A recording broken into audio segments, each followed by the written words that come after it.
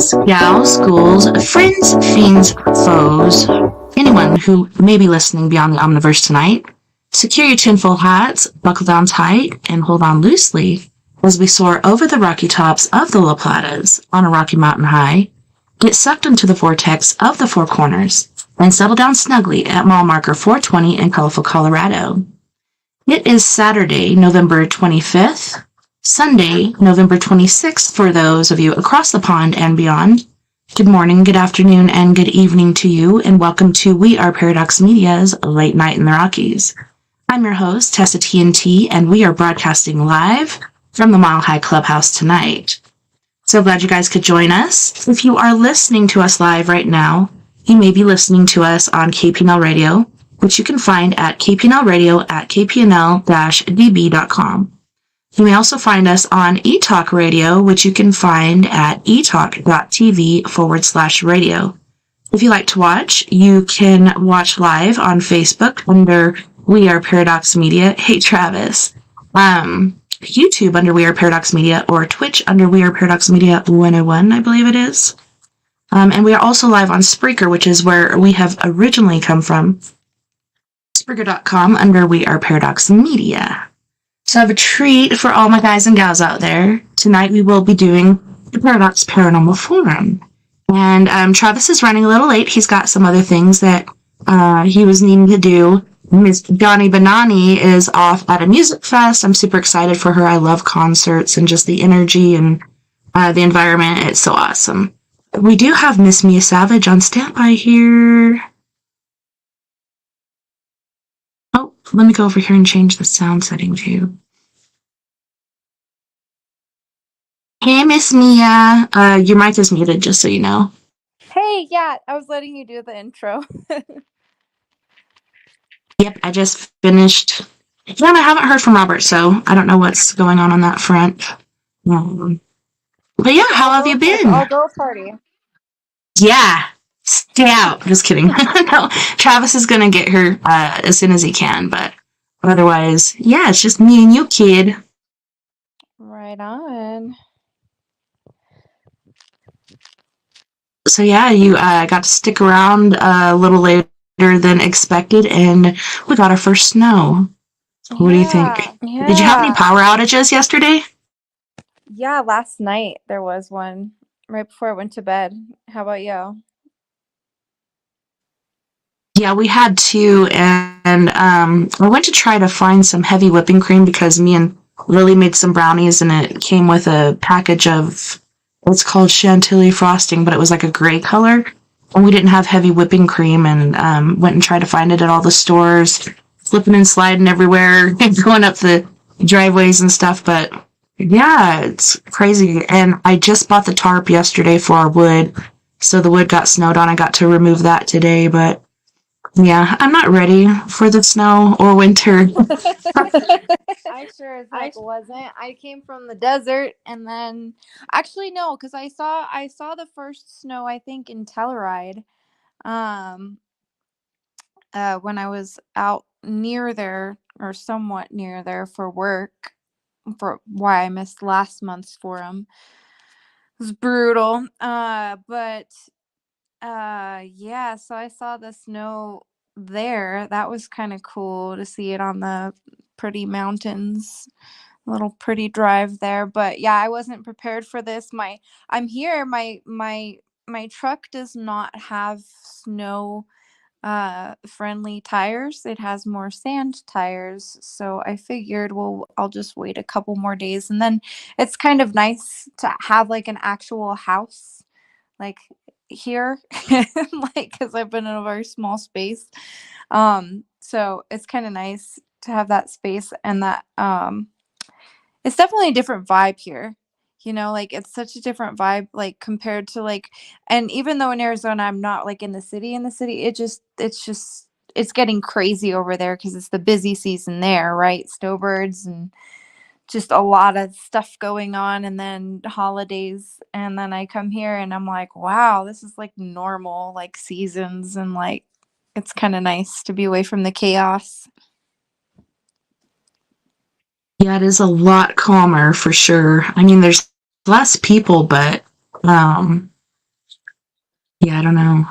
I was watching a couple videos on like the homelessness and stuff down there in Phoenix, and the title was "They burned their homeless alive," and I was like, "What the hell?" So I had to check it out, but it was just due to the heat. Oh, yeah, definitely. I don't think there's very many places that homeless people can live comfortably year round.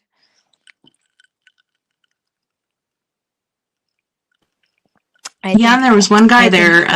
He had already gotten his associate's degree for nursing, but he was working on his bachelor's, and he was living there. And he's like, "Nobody knows I live here, and there's no help or whatever. But there is help. You just gotta figure out what the routes are. There's different places and different people trying to do different things, but a lot of people actually want to be in that environment, which I don't understand."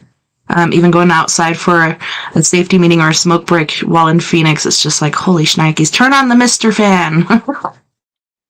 As we all know, a lot of that is just like drugs. I've seen this guy that makes these videos and in Phoenix actually, and he like it will interview people and like was talking about these pills called blues. I think they're like I don't know what's in them, but I know that fentanyl is like part of what it is in there, whatever that is in there.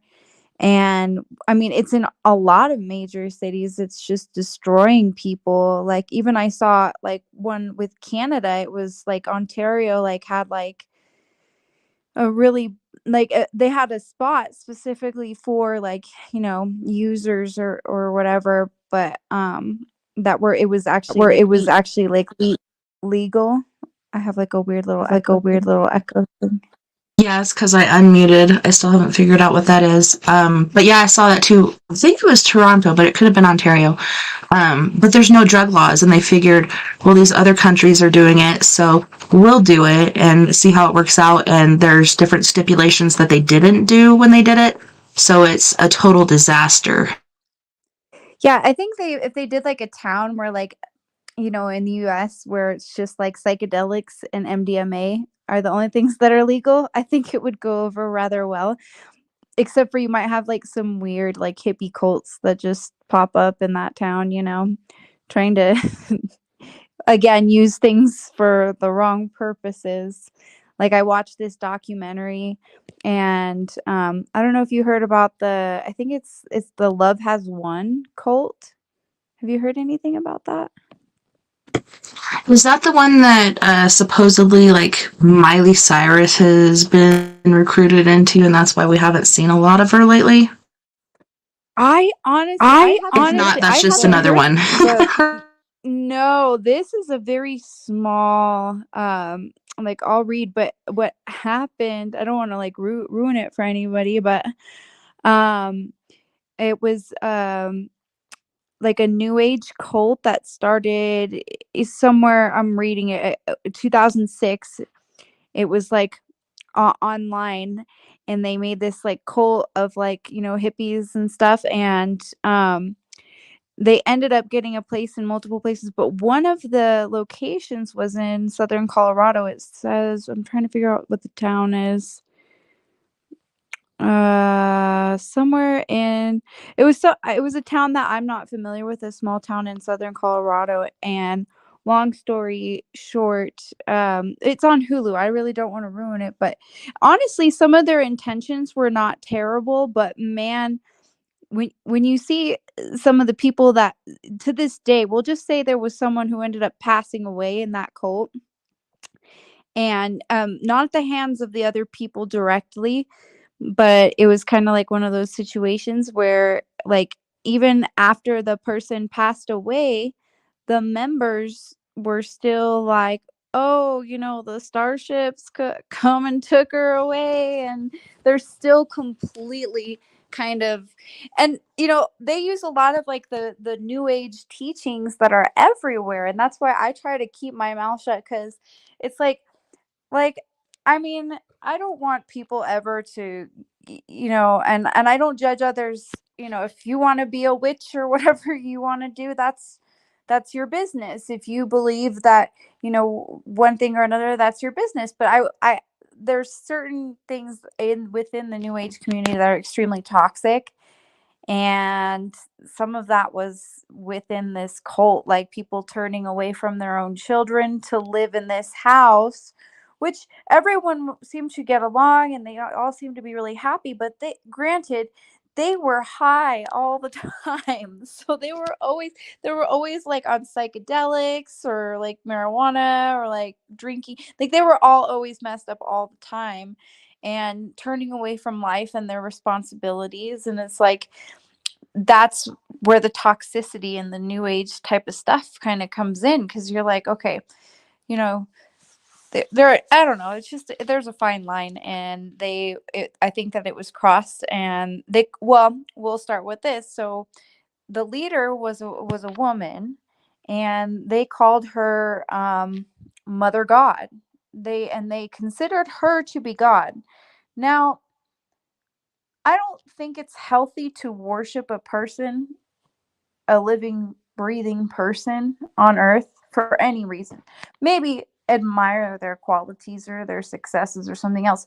But they literally thought that she was God, that God was a woman and she was her. And not just the people within the house, like thousands and thousands of people, like on their, online community, that were thinking the same way, like calling her Mother God, saying she was like the real God. And I'm like, that sounds familiar. I know some biblical things, and that just doesn't seem like it's right. It seems like it's a repetitious pattern that has happened before and has failed, or it's just not right.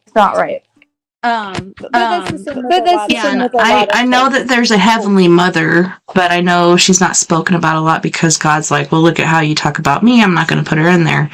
But yeah, I've heard this reference to God being a woman, which who knows? I don't know. But yeah, No, I mean, a little far. up there, down here, I don't believe that for a second. Does that make sense? Like through a human being. I mean, I think God, Jesus, um, or anything that you believe in would not be in a living person. That's just, I mean, they may work through, but to be that person is a whole nother, thing. And she's like, but the cool thing about her though really was she didn't have like an ego like most of the male cult leaders in the past.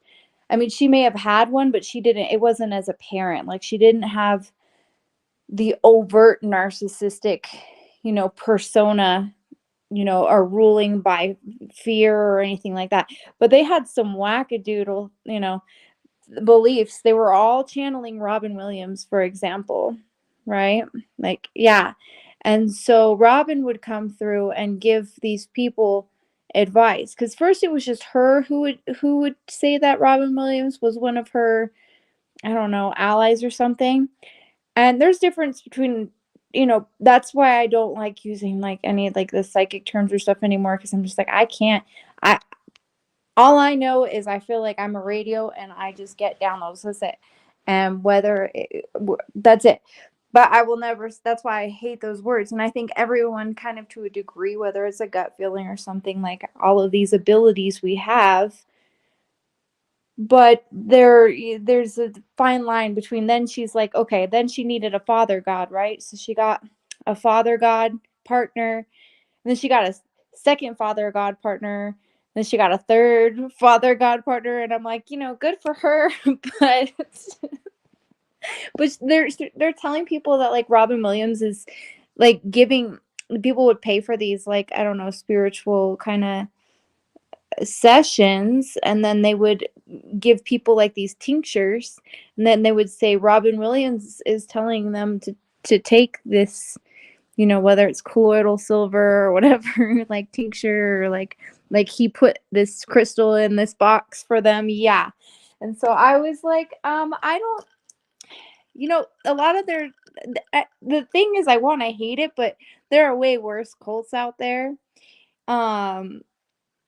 But it still was not appropriate, and it didn't work properly, and it was a little bit, I don't know. And then I wonder, with this forum and with other things, like, not, I don't care about people's opinions. I'm way too unbothered for that. But just, it gave me a perspective of what some people who are very traditional or non-spiritual and what they might think when, and it was kind of funny because I'm like, oh, so that's what people would probably think if I said this, right? Like, because like the Robin Williams thing, I'm like, that's a lot, you know.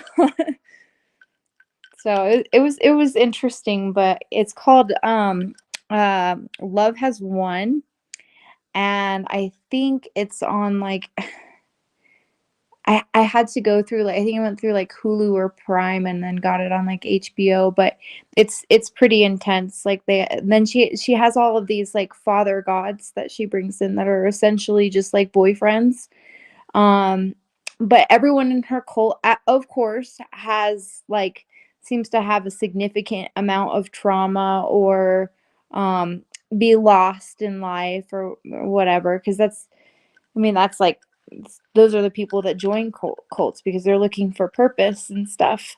But she's not like Teal Swan. Teal Swan's a whole different next level, like intellectual cult leader. This one's more of like a hippie type thing. Um, but yeah, a house caught on fire. Someone passed away. You know, one of the father gods that came in turned out to be like a uh, career criminal, and he did a bunch of wacky stuff. And one lady, she had like 3 or 4 children who originally she brought them. What bothered me is she brought them into this house, and essentially everyone gave all their money to this house, but they put like restrictions on what you eat and when you can eat and things like that. Everyone was losing weight. Everyone was high all the time.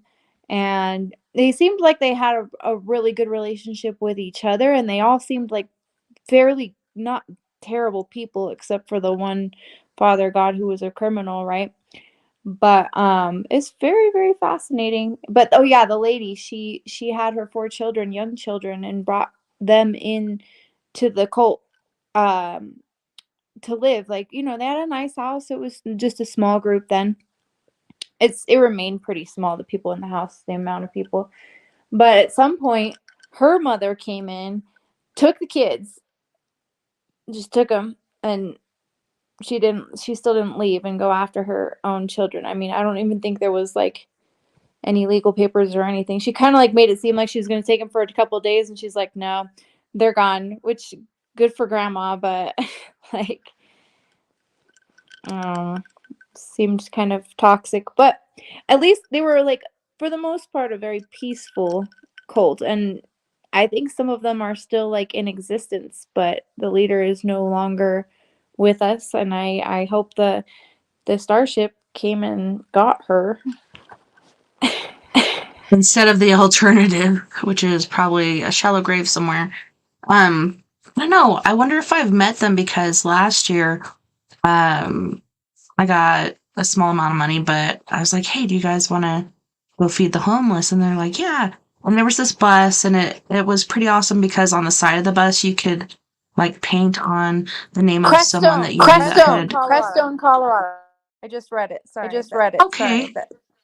No worries. But yeah, you could write the name of somebody that you knew or loved that had, committed a sewer slide, and can't say certain words or certain things get banned, but that was pretty cool. So me and the kids went to McDonald's. We grabbed a ton of cheeseburgers and we handed it out to these people on the bus, as well as, the regular homeless populace, and everybody was super grateful. And these guys seemed really cool and stuff.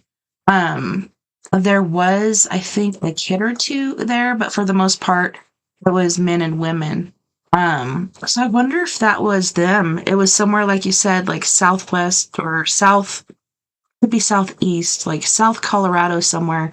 And they had just received or knew a person that had this lot, and they were all going to go there and build like a compound or whatever. And Vern at the same time was trying to figure out how to get rid of all these tires and stuff. And I was like, hey, they could build like earth ships or whatever with these tires, fill them with dirt and do it like that. Like, that's a good way to get rid of these tires. But I lost contact with them somehow. But I wonder if that's what it was. I know in the past, like the different hippie movements that would come through, one of the major ones was like rainbow people. And the only thing bad that I heard about them was, they were lacking on personal hygiene, but otherwise they were really cool people. But I wonder if I ran into the One Love peeps that you were talking about. Yeah, I mean, it's let's see, they actually joined up. I was just reading about this because it didn't actually say this in the documentary, but they joined up with another group called, where did it go? Hold on, where did it go? Okay.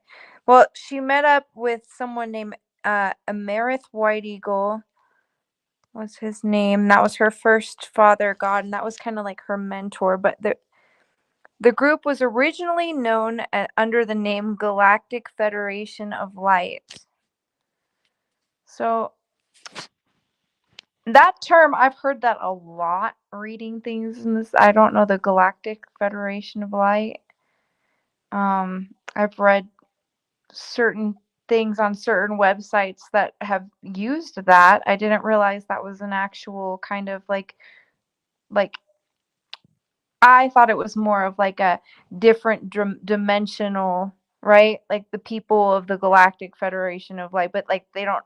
Does that make sense? Like it was a different dimension, not like an actual organization of like living, breathing human beings. But very interesting. But honestly, a lot of the things they said, I was not, you know, it wasn't bad. Like, and it didn't seem like it was based on greed, but they had no structure. And I don't know, if I was to build a cult, like, I think you and I would be the perfect cult leaders, by the way. I think the two of us We can do this. Let's go. Absolutely. I'll just be like the I don't know. I don't want too much. I don't want to be the leader. That's too much responsibility. So you can be the leader and I'll just be like second in command, like the VP, and I'll just be in charge of like I don't know, just taking care of things, planning things, building things. Like that's the stuff I do anyway. So just do that. Not organizing. Find somebody to be the leader, and then we're kind of like the puppet masters, and we actually run everything, but we make him be the face of it, or she. Yeah. That's a good idea. Maybe Miley Cyrus. Yes. No, I'm just kidding. So I mean, I don't follow any like celebrity stuff, but cult stuff, that's fascinating. Um, I don't know. Do you know anything about said cult or something? Scientology? Oh, geez, okay. Scientology scares me. So years ago, excuse me, I went to this. It was called the Women's Fest, and it was due to the fact that I was working at a dermatology place. Um, and so they wanted us to go and do this booth and everything. And of course, we take turns like walking around and checking out the different stands and stuff. And one of them was Scientology, even though it wasn't marketed as that. They'd do this thing where they'd take a picture of your eyes, and the shape within your eyes and all that different stuff says a lot about you, supposedly. And then your birthday and all that other stuff. And then they give you this book. Holy shnikes, I can't remember the name of it, but I'm sure everyone that's listening right now has seen it. It's got the volcano that's exploding, and it was written by, oh my gosh, I just had his name, but I forgot it. The whole leader of the Scientology thing. But the ladies were really nice and stuff, and I took this book home not knowing what it was, and Vern's like, do you know what that is? And I'm like, a book that these really nice ladies gave me, and I was going to read it. The back read's pretty cool. And he's like, yeah, that's a book from Scientology. And at that point, I didn't know a lot about it, but it's really sad, like the way they work and the way a lot of different other cults work, as far as if your family doesn't believe or your family falls away, you have to just kind of dismember them, I don't know why I lost her. Hopefully she'll come back. Let me kick from studio really quick. Kick guest. So let me go to what Adrian said really quick until she gets back. My landlady bought a cobalt weed eater today. Told her it was a demon weed eater. Hey, that thing should work out pretty epically. Cobalt. Yeah, and when you say that, like, it wasn't until 1999 or so when I talked to that lady at work when I was working front desk at the Best Western Inn, and we do the late shift like from 3 to whenever. But yeah, we'd get bored and tell different stories of our history, and one of them being ghost stories because that's like my favorite stories to share. But yeah, she's the one that came up with cobalts. When I looked it up, it wasn't cobalts. Welcome back, Mia. That was me. That was me. I was trying to look up the founder of Scientology, L. Ron Hubbard, and I was trying to look up the book. I think it's the book of, what is it? Zeno? Is it something like that? I don't know. Anyway, I tried to look it up. Or something like that. I don't know. I don't remember. But yes, that sounds familiar. L. Ron Hubbard. Xenu. Wasn't Xenu like a planet or something that's supposed to be encroaching on us? I Or is think that it's. something else? No, that's Nibiru. It's Xenu. An entity, like God or something, and you have to, or something like where you have to go further and further in levels to like experience Xenu. Nobody actually knows who's much about Xenu, and they just get you to like spend money and like do things, and like eventually like you get closer to Xenu, and then you meet this said character or something. I'm Yeah, I don't think that was it. I think when we go on this first break, I'll look it up and try to find it. Or if you're talking, I'll try to look it up really quick. But I know it was a longer title than that. But yeah, it was just super weird. I don't know. I don't remember the last thing I said to you before you went off because I jumped over to Adrian's thing that he said about cobalt weed eaters. But yeah, like looking into it, I hate the way that they separate families, and I hate the way that they turn friends against each other. And um, basically, you're working, you're not making money, you're basically a slave to this. And I'm pretty sure Tom Cruise has paid so much money to these people. I know John Travolta was in it. I don't know if he still is. And then what's her name? That did the whole thing that was like basically laying it out as far as what they do. She was in that one show. Is Lisa? Is it Lisa? Yes, she was on The King of Queens. The actress, right? I think. Yes.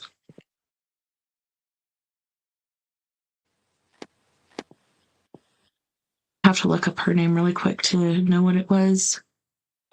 I would, but I feel like I'll and end up kicking myself out again on accident because I don't have my laptop with me here, or either of them, or yeah, basically. Okay, so Sandra looked it up for us, and she said it's Lisa Rinne.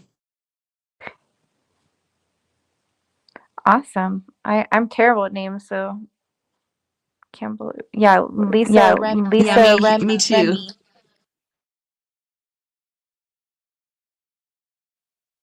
Yeah, instead of like procuring names and keeping them stored up here, I'm just like, I remember faces, I don't remember names. I'm like, hey, you. Unless I've run into somebody that's that I've seen quite a bit or that I care a lot about, like Miss Mia here. Okay, so yeah, and then the Charles Manson cult, and what was the other one where they all wore Nike shoes and running suits, and the Gateway cult or something like that? Yes, that's the one. Yeah, and they didn't drink the Kool-Aid, but they did something to that effect and waited for maybe the mothership did come and get them. You never know. Like, but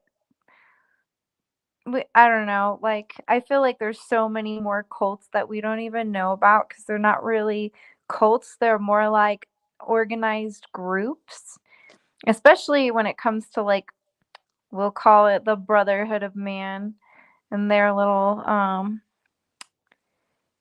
don't know, subdivisions of masonry and whatnot, everything. I don't know. Pretty much anything within like a government or like a certain group of I don't know.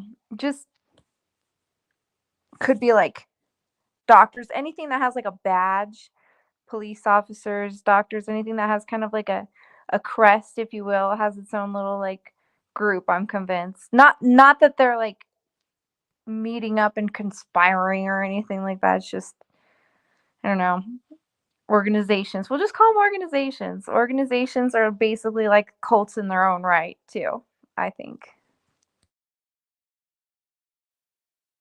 Yeah, it's pretty bad. Yeah, there's so many out there, and like you said, we don't know about a lot of them because maybe they're really secretive right now, and generally it's not until one gets like really, really big or they're about to proceed and do whatever their agenda might be that we hear about it. Um, Let me see. So Adrian was saying in the chat room about the cobalt weed eater, and he said, yeah, crazy story, Satan's minions. Really scary, sounds like something from a Legend of the Darkness movie. That was really scary. Like, that's why I remember it so pristinely. So he said, we're driving back into Cortez tonight, and we were coming back from Farmington, and then his landlady got this weird feeling like there's something off, like evil off to the side of the highway, but we couldn't see anything. But I told her just keep driving. Strange stuff. So I have to say, Adrian, that reminds me of a story.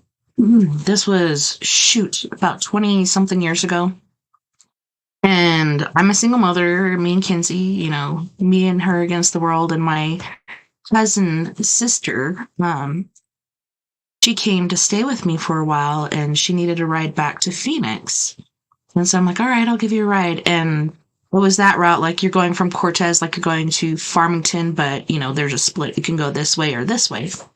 And same thing, it was weird. Okay, so I had a 78 Toyota Corolla. We're driving.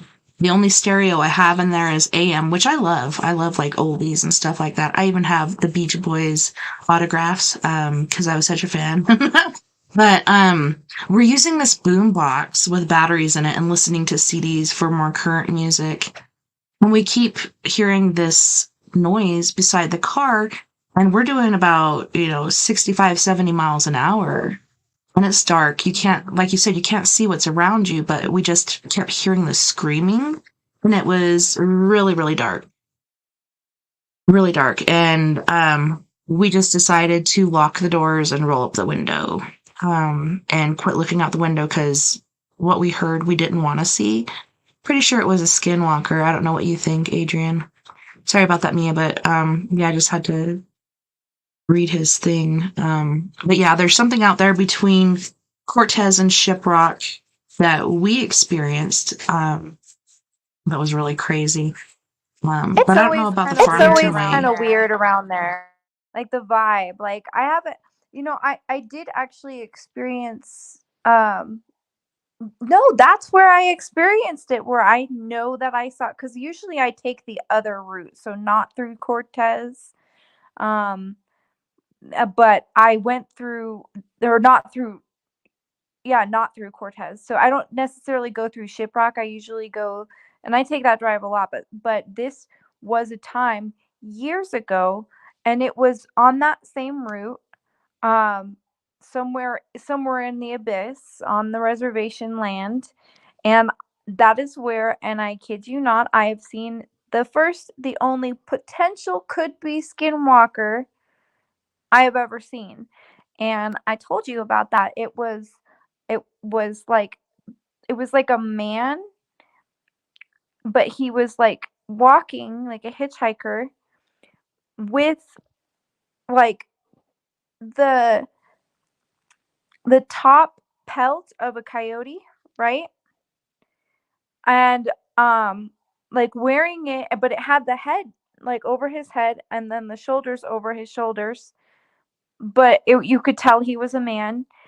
And when I looked back, he like fell and was gone. And I kid you not. And it sounds weird because I could just see that going by. I mean, you see, like, on the reservation, you'll see some people like hitchhiking and stuff. And I know he had his thumb up.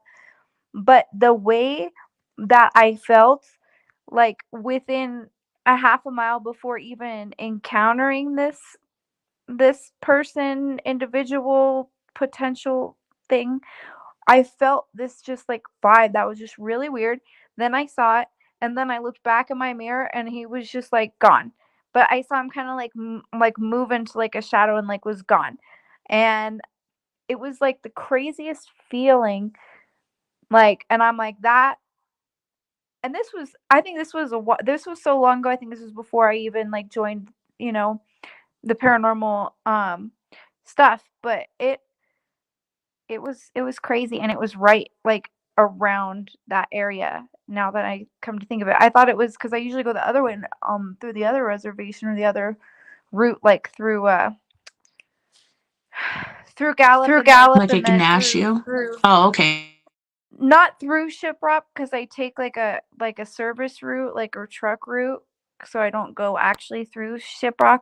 But this was like the other route, like the Cortez route. Like if you're going to Phoenix, you're gonna go through Cortez, and then you're gonna go through eventually Flagstaff, right? And so this way, I go through it's basically the Shiprock route, and then you could go through Payson, like Gallup and wherever. But anyway, I think that was definitely my only encounter where I am pretty sure if they exist, that would have been one because I had never studied them. I've heard of them, but prior to that, but that was when I was like, okay, that was weird, and it stuck with me for a while after that, and I was just like, I don't know, maybe I do, maybe I believe in those now because it was eerie. The feeling was just very eerie. Like I think it was a full moon. That's the other weird part. I'm pretty sure it was a full moon. I'm pretty sure it was really, really cold that night. Like no one should have been out, type of thing. Um, at that time, it was very strange. Well, now I have to tell you about mine, which I'm sure I told you too, but I'm going to repeat myself because I love to do that. But we were on our way, and it was the Cortez way, which is the quickest way to get to Phoenix. So you don't go all the way to Shiprock. You take the right there, where Four Corners is, the Four Corners monument or whatever. Then you go through Kayenta and Tuba City and, like you said, Flagstaff and all that stuff. But I believe it was before Flagstaff. It was after, I want to say Kayenta, because I think Tuba City is further away, but I could have that backwards. But yeah, we're driving along and we're going down to Phoenix for Christmas. And I believe this was probably about 3 or 4 years ago. And the kids are just like, I'm bored, blah, blah, blah. You know how kids are these days because they're all like on cell phones or tablets or YouTube or whatever and aren't used to long trips. And we're just like, hey, look out the window, see what you could see. You know, you'd be amazed. You could see wildlife, you could see shooting stars, you could even see a UFO, whatever. You know, just keep an eye out. And then, like you said, you get like that eerie feeling like something's not right. And, like, I don't know, I moved to the Four Corners area to Cortez when I was in 4th grade, I believe. And, we had Navajo friends and Native friends, and they would share their stories, like their skinwalker stories. I think the first one was when I was about 12 years old, and we went on a temple trip of all things. And there's this girl, and she told us this skinwalker story. So I've always believed in him. I even hated going camping at Mesa Verde just because that's where my mom went and had her vision of how she was going to die exactly and planned her funeral and everything. But we went there for a camp out and heard noises around. Pretty sure it was just mule deer. But I've always had the belief in them and always wanted to see. Like, I did live out by Eagle Claw going towards Toyac. I think it's actually a little past the turn to Toyac. No, it's before. And it was on County Road G, I believe. Anywho's, I saw a bunch of eyes encroaching on me at that point, Didn't really see any bodies, but that was the weirdest thing. They stayed outside the line of the light. So I didn't really see a figure. But going back to my story, going to Phoenix, sorry, I'm bouncing around. We're looking out, we're looking around, trying to see what we can see. I'm looking for UFOs. All of a sudden there was this small Chevy truck off the side of the road. And it was like a turnoff, but the gate was closed. And it was kind of parked there, like maybe they had overheated or something like that. And both doors were open. The interior lights were on, but you couldn't see anybody. There was nobody around. And then about 100 yards down, there's another turnoff, sort of like that. But I think this girl was kind of in the ditch before the little turnoff thingy. And like I see her, and she's wearing, looked like it could have been corduroy pants or something like that. And then she had this 80s looking like white shirt with stripes on it. And she looked very pregnant. And then the closer you get, you could see she's beyond pregnant. Like, it looks like this woman inhaled a whole person. Like, there's somebody inside of her. Like, her pants are popped open, like they're not put together, and her stomach is just protruding from her shirt. And I saw her long blonde hair, and I saw, like, the side of her face. And then I looked over at Vern, like, are you seeing this? Another thing that I noticed was her arms were, I don't know if it was her arms were really long or her hands were kind of distended, but arms containing her hands were below her knees, reaching below her knees, which is inhuman. And Vern said that he had looked at her for a certain amount of time to the point where she turned around, and he said her eyes were glowing. I didn't see it. I'm glad I didn't see it because I've heard stories about that. Pretty sure this chick was a skinwalker that had just eaten an occupant of that vehicle or something. I don't know. But I know it was not human. I think it was just trying to take the form of a human. And then Vern jokingly says, hey, you want to turn around and go pick her up? And I was like, F no, let's keep going. Because I'm going to go pick up that chick. I'm going to do it. But yeah, that was in Arizona.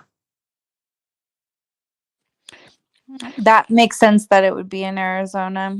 Arizona's got a lot of weird, just strange things. I think I wouldn't even really be like into the paranormal if it wasn't for a lot of the experiences that I had throughout time, like growing up in Arizona. I mean, we had the Phoenix Lights, we had some things that are well known, and then just a lot of Wild West history and the ghost towns. Like, there's always a weird, cool, but I don't mind that vibe. Like the small, like Wild West towns. Same with Colorado. Like, I actually really, really don't mind like that energy. I kind of get comforted by, like, I went through Rico and I thought of you. I thought of our adventures in Rico when we did that investigation on the way back from that job. It was pretty cool. But yeah, so a lot of things in Arizona that I noticed that kind of just accumulated and got me more and more like questioning. One of those people. I just want to know why. Like, tell me why. Life past sevens. I want to do your. I know I did yours before. You might be like a life past 7 too. I can't remember. Like, I totally believe in numerology more than I do like astrology and stuff, because there's like so much more evidence throughout time of, like, you know, history repeating itself and 369 and just, I don't know. I think that's my go-to, but I'm rambling. Stop. Be. Hey, that's what we do here. No, I'm just kidding. But no, I think it's freaking awesome. Like, I love the nostalgia and the history and everything of Durango. I love it in Phoenix, and it's like these different cities, and I'm sure there's a part in Phoenix that is like that too, but it's generally the cities that you hit before you get to Phoenix that have the history. I'm not saying Phoenix isn't haunted, because I'm pretty sure it is. But yeah, so my best friend from junior high school on, she's moved to Kansas. She's been gone forever, but she came out to visit, and we got together and went four-wheeling up in Silverton. And it was the same freaking week, okay, weekend, I think it was week, that Bigfoot was spotted again from the Silverton train. Like it didn't learn the first time, but, and that's when I got this shirt too. I was like, I didn't even know until I got home and saw the news. What But, does it say? What does it say? so, um, as far as the Bigfoot sighting, Oh, I love that. That's awesome.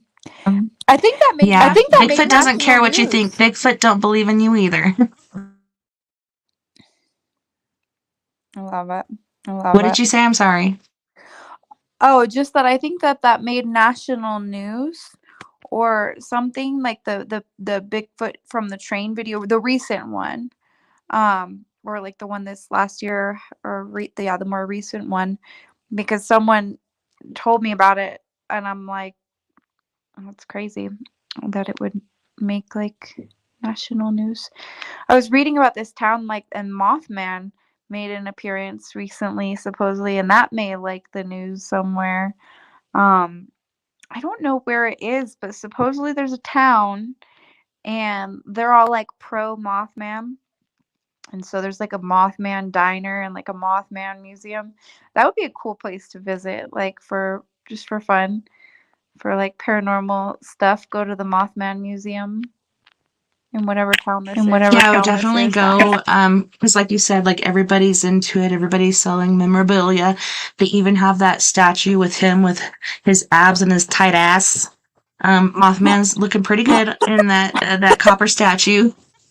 But yeah, that was the same weekend that Bigfoot was seen. And the point of my story was we went four-wheeling everywhere. We even went up on this pass and got snowed out to the point where we had to jump off four-wheelers. Bobby was wanting to pull out a tarp because you can't even see the edge. You can't even see the peak right next to you or whatever. It was Engineer Pass. But going back down to where the forks are, there's this mining city and you can park, and I think we did that on day 2, maybe day 3. I think it was day 2. And we went into these different buildings and you could pick up on different energy from it, but there was the one that was basically the main guy of the whole mining process there. And he had Bella, a beautiful woman, that he was married to, and they had like these bay windows. It was like chink, chink, chink, to where she could step out or he could step out and they could like see the whole freaking mining process for the most part. There was some up the mountain just a little ways, but that place was insane. Like when I went upstairs in there, I had euphoria so bad, like where I just felt off kilter. Like I need to get out of here right now. Like this is not right. I don't know if the floor is about to collapse or what, but I think it was just that. Kind of like, or like you felt dizzy and like sweaty. Yeah, I know that. Yeah, I know that feeling. Yeah, you get dizzy, you get sweaty, your heart starts, rushing. It's like something's not right up there. So, I went and walked around and went directly back downstairs. Like my bestie was like, you guys don't go up there. That's so dumb. Like this building's so old, but me and Bobby went up there anyways because we're dumbass Marines or jarheads or whatever you want to call us. And she finally went up, but yeah, I couldn't stay up there for long because I just felt like I was going to fall over. And in that bay window too, you picked up on that. So I think it was just me kind of picking up on her energy or something. Like it just threw me off. I didn't like it. But I do like it, Or like not just investigations, but like going places like that, especially if it's within a building and it's stuffy. I don't get that feeling outside much. Like let's say, if we did like an investigation outside, like I don't know, hypothetically a cemetery. Like I've never gotten that, but I've been in buildings before. That happened to me in Silverton when we were doing that investigation, and then that spirit definitely followed me back to the hotel room and wouldn't leave me alone. And I mean, it's bad. If I had to call my mother the next day, because I was just like, she latched on. I don't know if that's what I felt, but do you remember when we did, for the paranormal, what is it, the National Paranormal Day or something? Oh yeah, the world's largest paranormal, or world's largest ghost hunt is what it was called. Yeah, that's what happened to me in certain spaces, and I remember telling everyone I was so amped for it, and I just got drained, like, immediately, and then that happened a couple of times, and then I just was like I left. I was like I stayed in a little room. Someone else stayed up there too in the group, but I left early because I was like, "I can't do this." I think I stayed with you that night. I was like, oh, let's see what happens. But it's Rico, Colorado. Like nothing really happens after a certain No, hour, this is the unless Silverton it's one. Bigfoot Silverton activity. one. This was in Silverton when we went to the theater at the Oh, okay. Shit, I don't even remember you being there. I remember, because I man, had to because leave. I It had was to so leave. it was It crazy. was Like crazy. Like, I just was do drained you and remember? then I got that feeling. Yeah, do you remember that couple? And I'm wondering, is that the same couple that's doing the Hinsdale house? But it was no, it's the same couple that works at the railroad station. So they also do the railroad station and they also do the Grand Imperial. And they were sitting in the back while we're doing our stuff, and we got so much kudos because Jamie and oh my goodness, I'm sorry, I'm losing names right now, but they were dressed in period clothing and they were showing the different equipment and how it works and how to use it, etc., etc. And I they're up remember on the that. stage, and there was this crawler that these two people saw, and I think a couple other people saw crawling up towards the stage, and then it kind of went under the stage. And we slept in that same room that night, and then also that night you're probably grateful you didn't stay there because I barely slept. And then we went to breakfast the next day and I was pretty loopy from lack of sleep. I was having a really good time and laughing a lot and being a little loud. But yeah, I just didn't sleep because of the crawler. Also, there was, I don't know if you remember, they called it like the golden miner or the golden eyed miner or something like that, that would sit at well, that was Rico. There was another guy at this Grand Imperial that was kind of the same guy. And he would sit at the bar, he had glowing yellow eyes, and they'd hear him walking around because they'd hear his heavy boots. And Yes. I swear to God, I I'm remember. laying there and I hear clump, clump, clump. And I think, man, I'm trying to remember the name. It's not Jamie, it's the other one that, oh my gosh. It's my undercover lover. It's my girlfriend. Shit, I can't remember her name right now.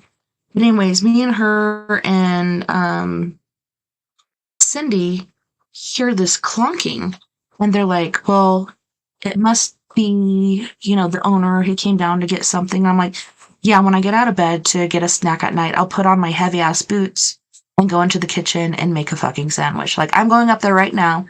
I'm going to see what it is. And there was nobody up there. We checked the dining room, we checked the kitchen, we checked everywhere. There was nothing there. And I think it was that haunted cowboy or whatever they call it. The cowboy entity with the golden eyes and the long beard. And I swear to God, that's the same description as the one in Rico. I mean, they're not too far from each other. It's very possible it was, a prominent, I don't mean prominent, I mean like we'll just say like a dominant character of some kind throughout that time period that, went to those places. Of course, it definitely could have been the same guy. Those towns are not far.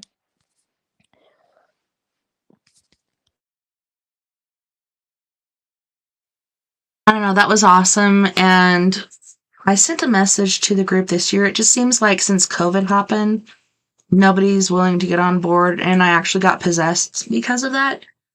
Once doing a cleansing by myself because nobody else could come. But yeah, I just couldn't get anybody on board to do it. But I'm hoping we can do it this next year. It's in September, around the 18th or whatever. But it'd be cool if we can do it this next coming year. But yeah, I that's think how I next year is going to found. be a good year. This year is a number 7 year. And when I tell you that life has thrown me for a loop this year, almost worse than, I don't want to say worse than 2020, but I mean, at least with 2020 and COVID, like I had a broke leg from the jump for the entire year. So I pretty much just got to hear about stuff more than anything, but I wasn't going anywhere. So it was kind of a blessing and a curse. But this year, it's been just action and the craziest lessons. And the biggest one I've learned, and part of the reason why, like, maybe they were feeling the same thing as like empathic people, that like, sometimes the energy is a little bit too strong or too thick to handle, and especially at certain moments and stuff. Like, that's why, like, I try not to, I don't know, like I try to heal my inner stuff before I go out into the general living public, but also doing stuff like that. But I'm getting to the point where I actually feel more comfortable with the dead than I do the living. So I would be, because I've seen some things, even just Seriously.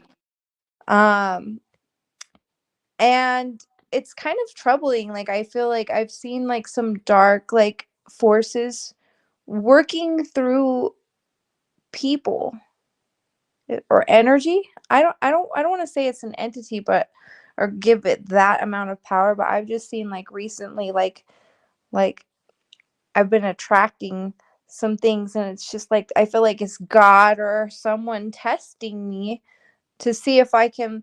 But I'm like, I'm tired. Like, can't I just go out in peace and not have to, like, I don't want to use the term possession, but wonder who I'm talking to with certain people, if that makes sense.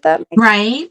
And like, okay, for the longest time, I didn't call it a possession because it didn't stick around, but I've noticed since that time it pops in and out. Um, That's so what I I've always see, referred and to I it see as it like a walk in. Yes, that's exactly what it is. And I'm not aware if it has happened to me. I'm sure there's only one time I've kind Well, of no, because you questioned don't it. remember it when it does happen. Like, if you're lucky, you'll be there and you'll be trying to take back control and know, like, I gotta leave this part of the property or whatever. But generally, you are not aware of it. There's only one time when I was able to, like, I felt like it was up to here and I could still see, and I'm arguing with Vern, but the me inside of me is walking towards the gate. I know as soon as I leave this property and I go through the gate, it's going to detach because it's here. And so I kept walking, but my head kept turning back and I kept talking shit to him. But as soon as I left the gate, guess what? It got off me. And it was just awesome that I was able to like see that part of it. Like, I couldn't control what was coming out of my mouth, but I was aware of what was going on. But generally when it happens, you don't remember. You just hear about it after. And that's what's been happening, not to me, but I've been seeing, like, out of multiple people. We'll call them vessels for like the that's what it is. Like, I'm a vessel, we're vessels. And or channels, right? Like, for better or worse. And so I've just been really protecting my energy because I've seen it, like, within the span of a couple months. I watched, and what it seemed like, and this is not me being paranoid or delusional in any way, was like I was just like briefly, like, even if it's for a moment, targeted by different people, but it seemed like the same energy. And it was really freaking me out. Like, not just strangers, but mostly people that, where it would just like target me, and then the people wouldn't have like a recollection. Not target is the wrong word, like, it's not like that. It was like they would say things that were not, that were completely out of character, or do things that were completely out of character, to the point where I saw one person, and it was like they just jumped right back into their body and realized what they just did, right? And I was like, yeah. And then, even though I didn't know this person very well, it was very scary because it was basically a physical attack. And then I was like, okay, I'm just going to shut. the door, like on everyone. And I kind of just, because it was a little traumatic, but I'm like, cool, I'm good now. But it was just little things like that that kept happening over the span of the last few months. But it's a number 7 year, and the number 7 is all about like really heavy, like spiritual and that which we cannot explain, cannot see, cannot understand. It's a very heavy spiritual thing, like a lot of heavy lessons. So I almost wonder if that happened to you within 2023, if if that is part of the lesson for the people who are kind of, spiritual or empathic, or, even like, religious or whatever, where we've been really tested this year. And this energy could, I don't know, it could be actually just God or the universe testing our own strengths and our own limitations on things. Because it's been crazy. Like, I can't explain it. But I think next year being a number 8 year, 8 is about abundance and fruition, and like number 4 is about building the foundation. So you add 4 and 4 together, that's 8, and 8 would be like the next level. So if you're like building the foundation of a house, then like the number 8 would be like the house itself type of thing. So I'm hoping we can get out of this spiritual warfare, which has been the year 2023, and get into something a little bit calmer or a little bit more productive. I don't Well, know. and I feel you because like my last major blowout was weekend of my eldest daughter's birth, and it was on the 11th. We're having paratechnical issues, and plus I don't remember the last of the show, so I had to tune back in and be like, okay, so what happened? And then he lost me, and then I never came back. After that, I fasted for 2 days. I didn't eat shit. I did drink water because water's important. But I didn't eat anything, and I just pondered a lot of things and different things that have happened, etc., etc., and realized a lot of things. Like during this fast, there was a lot of realizations. Yes, I'm talking to my creator, whoever they may be. It's like, hey, I've had enough of this. I don't want this anymore. Like, I need a change. And ever since then, like, things have been going really good. And I have this new empowerment as far as like, I have more energy, I have more drive, I have more stamina. Like, I feel like I've gotten rid of it. Then Chris came on last weekend on Saturday, and we were supposed to do a walkthrough the week before, and I'm just like, no, my house is a fucking disaster right now, and I don't know, there was just something on me like, don't do it. So I told him I couldn't do it, and him and his friends would astral and come here and check it out. And they were saying there's something dark here, which you were talking about that too. I think it's because we are enlightened, we are awakened, and I hate to use that term because people use it for different things these days, but we're like a lighthouse, and things are attracted to us, whether or not they're good or bad. Like, they need help. So they'll come to us, they'll come into our house and disrupt us or whatnot. And yeah, Chris was saying, like, there's something back here. And I'm like, yeah, that's not the first time somebody's seen something dark back here, but it was back here. And, I did good that weekend. Like, I feel like I'm on the up and up. I feel like all the shit from 2021, 2022, 2023, I'm done. I'm over it. I'm ready to move on. Like, I'm getting older tomorrow. So, like, I'm done. I need something new. And Tomorrow. So, yeah, I'm glad. Oh, okay. So you're the 26th. yes. But yeah, I turned over a new leaf, and like, it seemed harder than that before because, you're just drudging through this negative energy and everything's sad, even though you try to make it better. And I don't know, I feel like I turned over a new leaf. Like, I had realizations, things I need to do, things not to do, etc., etc. Like, I don't know. I just feel way better, and I feel like things are working out better, and I'm excited. Like you said, 2024, and I've been saying that since 2020. This next year is going to be better. This next year is going to be better, and every time it disappoints. But this year, I think, like you said, is going to be a good one.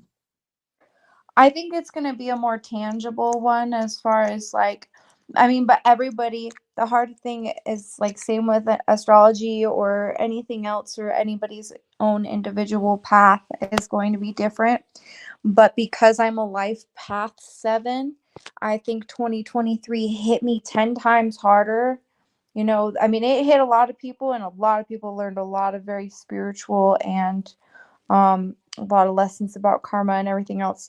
But I mean, for me, was like, I was almost like, I was just questioning, like, why is it a constant battle? I'm like so optimistic. I'm totally a realist at heart, but I'm like super forward thinking. I'm like, and I'm never out to harm anyone. And why am I being dragged?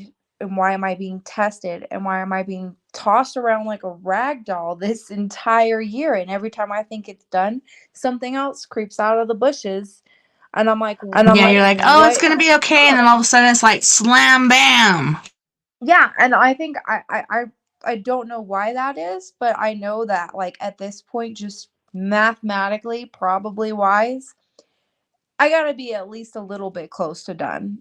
Like, you know what I'm saying? Yeah, we've had our uploads, our downloads, whatever else. We've learned our shit. It's time for us to turn over that new leaf and move forward to a better year. And that could be like maybe some sort of spiritual training or something. Who knows what our guides and other people are really thinking. But yeah, I have a feeling what you're saying is right with this new year being a new thing for us. Well, we do have to go to break. We're almost 10 minutes or 15 minutes over doing that. If you're down. But if you have anything to finish up, just do it really quick and then we'll go to that. That's a wrap. Right. All right. Okay, that's a wrap. So we got Griff from Toronto, Canada with Let Freedom Ring. We have Mr. Chico with Juice and Last Forever. And then we have Prime Example with Dancing Machine, one of my favorite songs. You guys don't go anywhere. We'll be right back after this music break.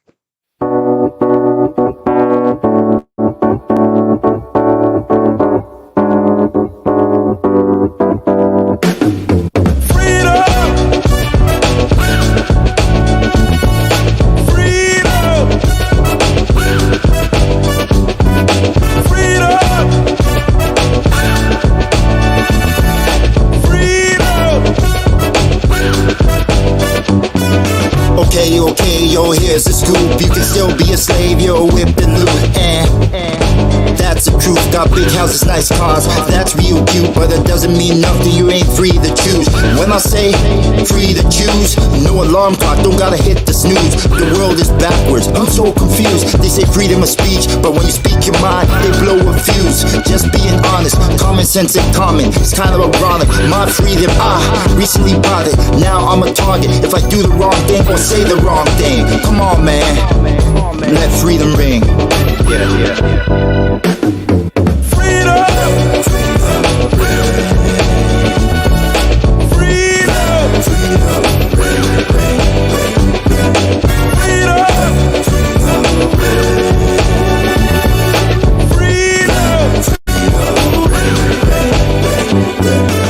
United States become divided states. The world is filled with all kinds of shades, and still resegregate. Parents separate from the children, that's not okay. We should be free to laugh and play. Do it now, before you pass away. Fight for what's right, enough for everybody to get a piece of the pie. Brainwash, social media, full of lies. Go to work, pay bills, then you die. Need a breakaway. Guns, get rid of the AKs. Our ancestors paved way since the slave days, but we still hurting. Carry that burden. Stop playing victim, beat the system. Love is love, it should be shown. Can't grow unless you leave your comfort zone. This I know, I learned all this from the mentorship. Kids don't know what independent is. Take advantage what your parents did. Go against the grid, you have to. Like going to the bathroom, learn the right songs. Cause of Matthew, liberty like statute. They call now the present, cause it's a gift. It should be cherished, last name fearless, not Harris. All thanks to my parents' parents. Now, love the last name every time that I hear it, cause I know what it represents. Climb the fence, so now I got freedom. Such a beautiful thing. Freedom. Such a wonderful thing. Freedom. Such a beautiful thing. Freedom. Such a wonderful thing. Freedom.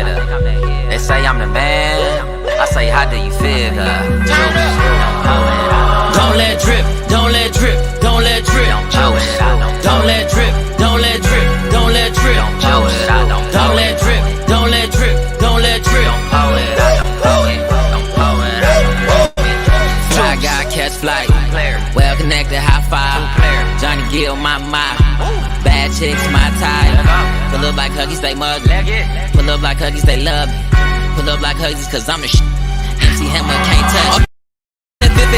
Like a chicken, I was practicing. I'm a mathematician, call me Michael Bibbins. I'm a new addition, not a Buddhist.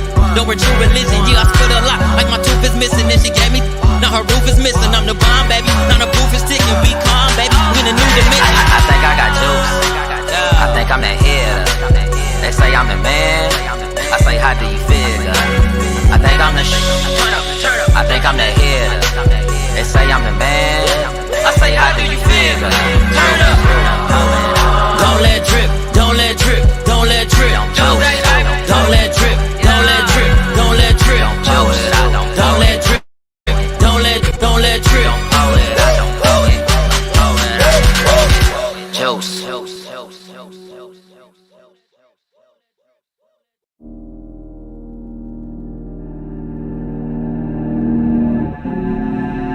Last forever. The rain never.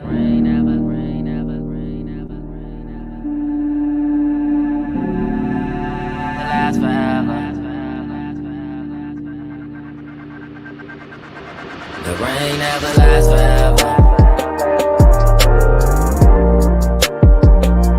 The rain never lasts forever. The rain never lasts forever. The rain never lasts forever. I know it's ain't shit. You're tired of the games. You're tired from all the hurt. You're tired from all the pain. Put your trust in all these lames, but that wasn't your aim. Tied they true colors down the line. Them change. They words don't meet they actions. Loyalty what they lacking. Tell them to stop the slacking. Mama, you know nobody's practice. The rain never lasts forever. The rain never lasts forever.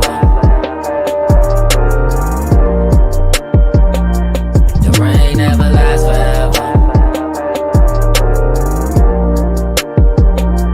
The rain never lasts forever. I swear to God, I know these ruthless. What type of king will make they queen look stupid? Childish games when I'm grown. You want somebody you can call your own. Indifferent than your phone. When you asking me, act like you wrong. Your heart say stay when your patience gone. When y'all together, you still feel alone. Yeah, the rain never lasts forever. The rain never lasts forever. The rain never lasts forever. The rain never lasts forever.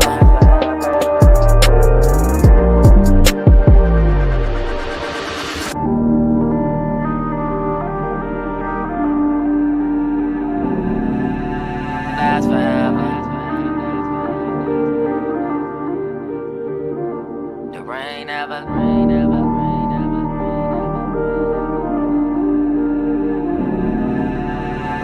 forever.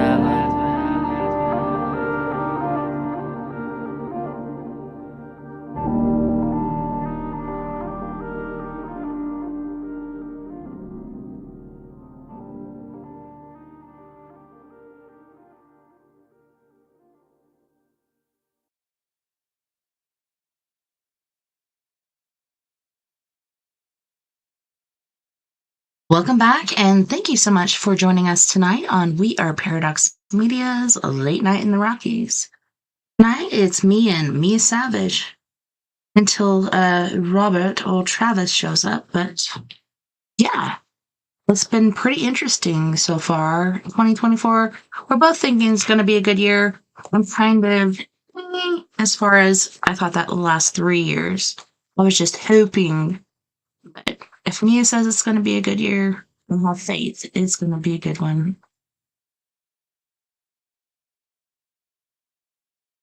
I was trying to remember until she gets back. So if you are a beacon, you are open to these things and things come into your house. Deal with them like just now. You know, my buddy over there, he's burning some blessed cedar. I actually have some of that. I have some frankincense, but here in the office, I have sage and Palo Santo. I swear to God, like, I can just smell the Palo Santo without burning it, and it works, but pretty awesome. So whatever you use to cleanse your house, do it, like, abundantly. Swear to God, I spent 3 straight days in my kitchen just cleaning, rearranging, and getting stuff ready for Thanksgiving. Not only that, but starting from, let's see, north. Okay, so that would be the south side of my house. So I'm starting in the south side, working up to the north side, and vice versa. But burning certain things can help. I just love the smell of Palo Santo. Excuse me. But it's funny, when I burn sage in the house, like, the kids love it. They don't mind it. But my husband is always like, man, you're going to burn me out of this house. And I'm like, well, are you evil? Makes me wonder, where are you coming from?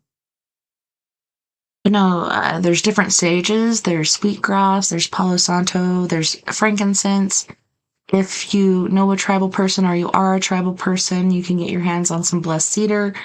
That's really good to burn. Even pine needles. So, from what I remember, it was alpine pine instead of like the blue spruce pine, but I think they might still have the same effect.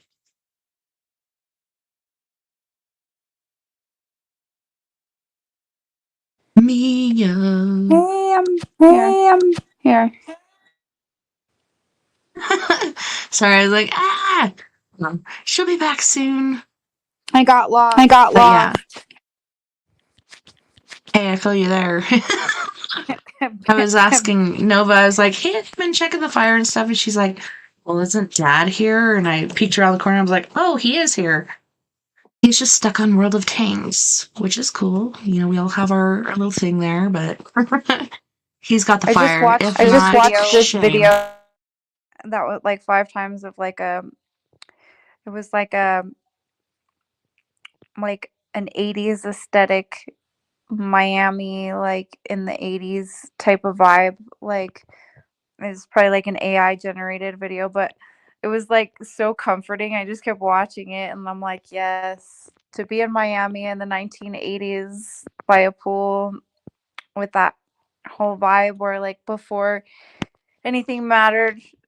Like, I mean, not that it did. Like even in the 90s though, I remember like not just because I was young, like it was just a different vibe, like a different dimension almost. So I was kind of just sitting there for a while. No, I totally went back to the 80s this year with my Halloween costume, and I was Elvira. But I think I need a smaller dress. Like, I got the XL because that's what it is up here. But going down, and then I forgot to put on my belt with my dagger in it, and I'm like, man, that's like one of the major parts of this costume. Maybe next year, but no, I think I need a smaller dress. Because not only that, like, I was almost tripping, and then my kids were stepping on my dress, and it was kind of frustrating, but it was fun to be Elvira. And I've watched a few of her movies. You did it so well.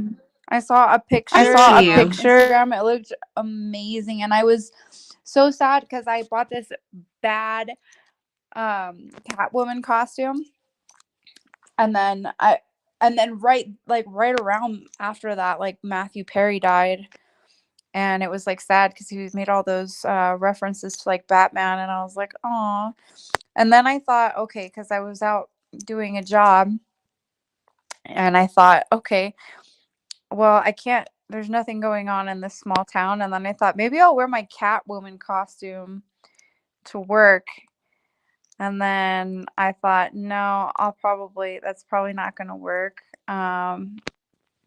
in the tractor. So then I thought that would be good promotion for the business. And I'm like, no, that would have been awesome. That's what I really want for farming, but maybe in the future, like, that would be kind of funny. I thought of all these weird little like advertising gimmicks, and I'm like, no, like let's like slow down. But yeah, that it's a really cool Catwoman costume, and I think they would have complemented each other. And it's sad that it's just sitting in a bag. It's still in the back of my truck. I'm like, but we can do Halloween. Yes, like I'm down with Halloween all year long, and I do wear like my Halloween shirts and my Jason Voorhees shirts and stuff like that, and basically like I'm paranormal Halloween whatever all year long. Or we could just go to like a goth night somewhere. There's gotta be one in, that'd be awesome. Gotta be one in like Denver or something. Just wear a costume. Just wear costumes. No one will know. Dude, I'm totally down with goth, and I'm sad that I missed it the first time around, but I'm down. Vern's always saying stuff about my makeup on the weekends, and I'm like, dude, it's the camera. Like, on the camera, you gotta do your makeup a little darker. And he's like, well, I'm watching the camera, and no, you're not. He's not. But no, I've really gotten into makeup and everything. He's not. No, he's not. No, you're not. You're playing World of Tanks or looking at Facebook, whatever. You're not watching the show. Um, but no, it was a cool Halloween. I had a lot of fun, and I actually learned more about makeup, like contouring and stuff. Like I made my nose look like hers, and I was just like, holy shit. I just didn't fix my wig as well as I could have. Like I needed to brush it out and stuff, but it was so fun. But no, okay, so going back to your Catwoman costume. And you know the first opening thing of Friends? Did you see what Doja Cat is doing? And this is like a conspiracy theory. Yeah. So Doja Cat has been posting in a Catwoman costume and all this other stuff. And then her cover for her newest album, instead of saying Friends, says Demons, but the first dot is missing and it's DE. So that one friend is missing, and it's just so weird, like the way that Matt Damon was saying, I'm Batman, and he was doing like, I got the city tonight and showing the bat signal. Yeah, Matthew Perry. What did I say? You said Matt Damon. Because oh yeah, honest mistake.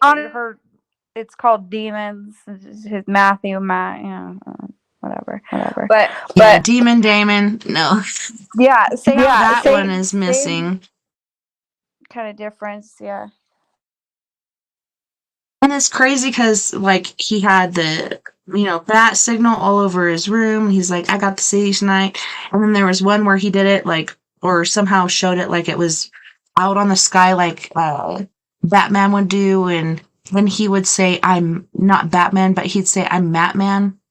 And then she's doing her whole thing, and everybody's like, oh, she's demonic because of the way a lot of these pop artists or rap artists or R&B, whatever you want to call them, are doing all this satanic cult Nikes. Like even Taylor Swift has this like witchcraft ritual that she's doing. Other people are doing like demonic rituals, and people are not only feeling really strange and weird about it when they're there, but then they feel drained. So it's strange, like, are they doing these and feeding off of the energy of the people around them or what? I have like two perspectives on that. Like, I know that artists will channel things because I have channeled things within music, okay? Like not doing any sort of a ritual or anything else. You can channel things. Like that's just when your throat chakra, when everything's opened up and you're all in tune and your stuff's, going. And that was another part of my crazy part of my year, but we'll talk about that some other time. It was a song I was making, and I think I never believed in the devil until I made that song, and I was like, okay, I think I pissed him off. I think this is not an entity, but an energy or something. I don't know. But like, so you can channel things. Or like I've seen like a lot of guitar players that go into like they call it like God mode, right? Like I've seen Prince go into God mode, and some of these great artists where it's just like you're, and I don't think it's really always it's just like you're vibrating really high, like your mind is working really fast, both on your like logical side and your creative side, and even like people in sports and stuff, and you're like, wow, that was amazing, that was almost not human, right? And there are some people who will say, yeah, it's this, it's that, it could be like, the devil or anything like that, but there's times when it's not. Go into a church and you hear certain people singing, like that's not the devil, obviously, that's not evil, or that's not like a ritual of any kind when someone does something amazing with their voice or on an instrument, right? And so there are times where you see them and they do go through that like kind of God mode thing, like, but or sometimes it is almost like you're channeling something divine. But then there are what appears to be a literal ritual, and I have been to concerts personally where, and I have felt drained, but like we'll use Guns N' Roses as an example, a band that I've always loved, but I have never seen, and I went and saw them, and when I left that show, I felt energized. And when I go to a lot of shows, like I will feel energized, but there have been times where I go and I am just completely drained. And I don't know if it's a ritual. I don't know if they're just channeling something that is evil, but there is like a ton of that. And it's like I feel like I've always kind of been in tune to it, but I try to like not be in certain things, like with like the Doja Cat thing. Like I chose that Catwoman costume, and it's like the chicken or the egg theory. That was way before the Matthew Perry thing. But it was kind of on a whim, and it was something that I felt like I needed to do.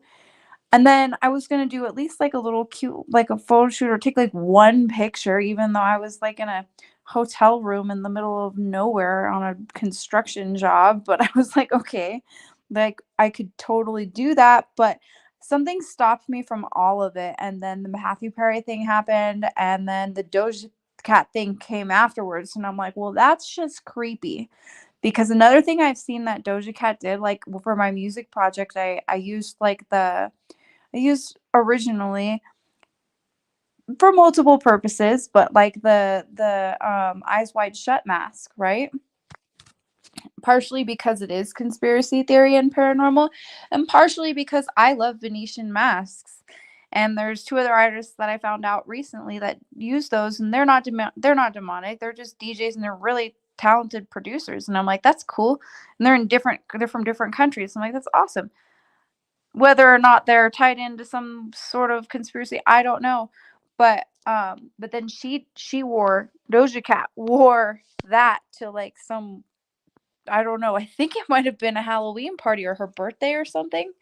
And she wore the same mask, and I'm like, that's creepy. And then this happened. Yeah, it was her birthday. It was like a Eyes Wide Shut birthday party, and she said it wasn't meant to be anything like that, but you look around at everything and it was.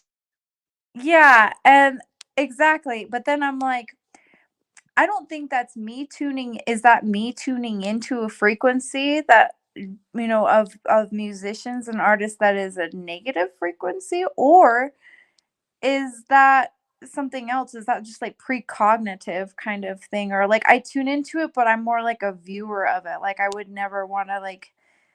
I don't know. It's crazy, and the amount of celebrities that I don't even like talking about it, but like I just never was a person that would. I don't know what I would do if I could stand like people that were born into that and stuff. It's just like it's like a whole nother world. And I feel like the after I just recently saw the Catwoman thing and the album, and then the missing letter, and then the Batman. I've always loved Batman. I've always had this like not obsession, but I've always loved Batman, especially like the earlier Batman movies. Not the early ones, but like the 1980s. Well, and it's also awesome that you're trying to do Catwoman, and then the girl that I caretake for, Tassie, she was going to be the Penguin, but she couldn't afford it, so she did something from like Hogwarts instead. But yeah, she was on the same wavelength as you. Like she wanted to be the Penguin. I think it's just a frequent. Yeah. And then, so here's the other crazy thing that I thought of, which is kind of true. And if you think about it, and it is true. So a lot of these artists, probably the same with actors, I don't know, but probably so, they have contracts and they have life insurance policies on them, right? Now think about probably one of the more expendable friends. I don't want to say he was expendable, but that sounds like a terrible thing to say. It's not expendable, isn't the word. Think about though, like he like there are other people in the cast who seem to have been, we'll say, lesser well known than him, and there are yeah, and like he was very open about his demons, basically, like his addictions, and fighting it. Why are they drowning? That's what. Yeah, going repeatedly to try to get help, going for months to years or whatever to rehab to get this fixed. And one of the last things he said was, "If I die, I want to be remembered by, how hard I fought for sobriety. And I want people that follow me to also seek sobriety," because what he went through, like, he wasn't a child star or anything that I know of, but there's a lot of child stars that go through that where they're just like totally fucked because of how the industry is. But I don't think it matters if you're a kid or an adult. There's so many things at your fingertips that you could partake of, and it's hard to not do that. There's a lot of people that do, and they stay on the straight and narrow, and they're all good. But then Matthew Perry, like, he was honest about his struggles and his demons and everything else, and he just wanted to help other people.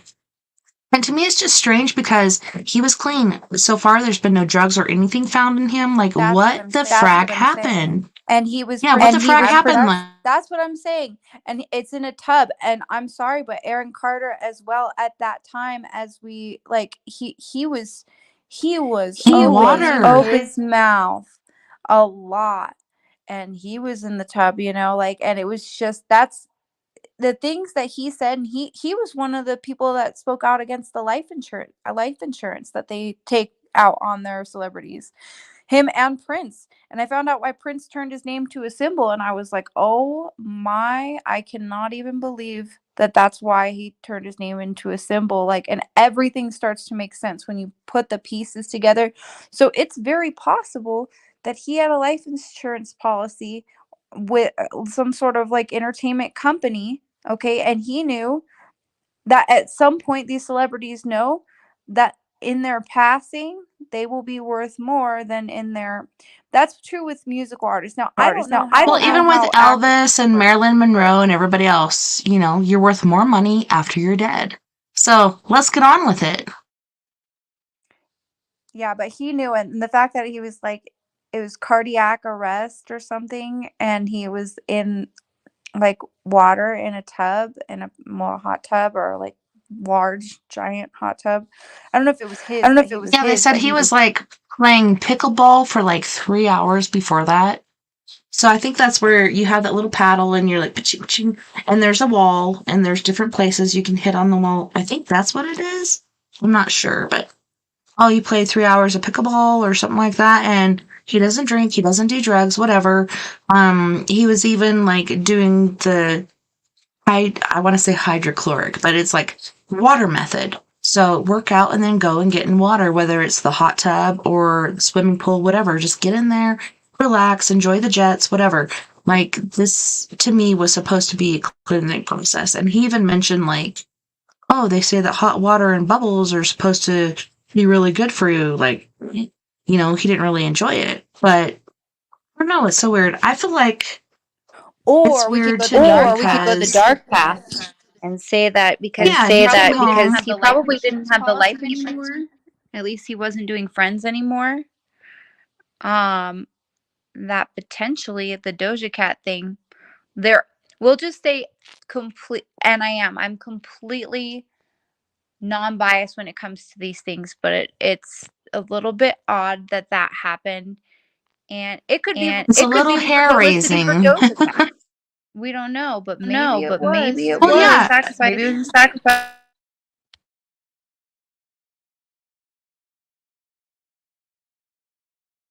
You're muted. Yeah, I was just saying, continue. Sorry, I didn't mean to interrupt with the echo. Oh, not at all. Not at all. Maybe it was. Okay. Some conspiracy theorists theorize that perhaps it could have been some sort of a sacrifice, and Doja Cat was the winner, because there have been conspiracy theorists. I'm trying to think of a more clever name like they do in Ancient Aliens, but no. Ancient alien or ancient whatever. Anyway, maybe it could be that. We don't know, but it was definitely. Okay, so the weird thing to me is the Friends thing with the fountain and the couch, and then the Doja Cat thing with the fountain and her and the couch, the missing denomination. So I think each dot made each of the friends on Friends. Now there's one dot missing. The weirdest thing about all of this is that she erased every single freaking video and post except for that one. What the heck? Like, that's weird. You erased every video, everything else on your, I think it was TikTok or something. The only thing she has left is that whole demon post, which looks like the friends post, but demon. That's the only thing she left.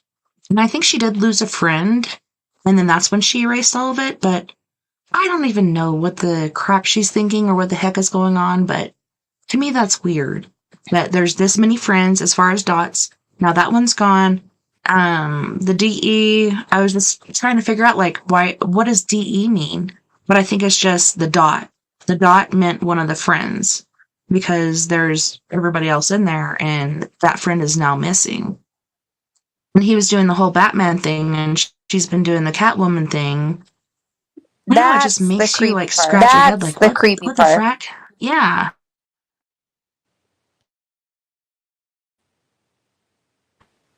It's freaking weird, and it makes you wonder, like, what the heck, and why did she erase all of this and leave that one? That looks exactly like the Friends thing, but it says demons. No. I don't know. I'm kind of perturbed about that one. Like, what the heck is happening? And why did she erase all those videos and just leave that one? But, I don't know. There's all kinds of conspiracies as far as people saying, all these different artists are doing demonic things, and they're all a part of the Illuminati, which was one of the originating reigning places that we succumb from. I just heard sirens. I hope everybody's okay out there, but that's just really strange to me, like, what is happening, and she even puts it in her lyrics. Man, I don't know. Everybody's doing that. It's just so weird. Like, is this really what's happening? Or is it just a figment of our imaginations? Are we going overboard with this? Or is this really happening? Some of them are go back and doing forth. it too. Like, they're feeding into it for publicity intentionally, like the conspiracy theorists. But there's also like an element like the wild card, which I totally like the wild card, which I can totally like understand, which like being an artist, I have done things, said things, written things. You know, I'm sure you've written things and you're like, wow, you know, that's like I've written some things that were very wise, or I've written songs which had two different meanings and like freaked myself out before. Because I wrote it meaning one thing, and then I'm like, oh my gosh, this is completely like a whole nother meaning. That happens almost every time I write something. So sometimes artists, like, I'm assuming, or I'm just weird, but like I freak myself out all the time. Certain things that I say and do and write and things like that. But to the point where I haven't done it in a while because I just can't afford to freak myself out right now. Like, but I just can't afford it. yeah, I did a pretty good number writing a song, just, and it completely like kind of manifesting, if you will, but into some crazy stuff. And I was like, okay, and I will still put out that song, but I need to build up my energy before I do that, because I need to just do that. But yeah, like so maybe some of it is something that we can't explain, right? Maybe it is a coincidence. Maybe she just channeled that and did that, and it was a total, not likely, but maybe it was. Maybe she's a little bit psychic. Maybe she got, you know, or maybe it's a little bit of both. Maybe the record label was like, okay, you're making a song called Demon. And she's like, okay, can I dress like Catwoman? And two came together, and then, but still, I don't know. That's a little bit,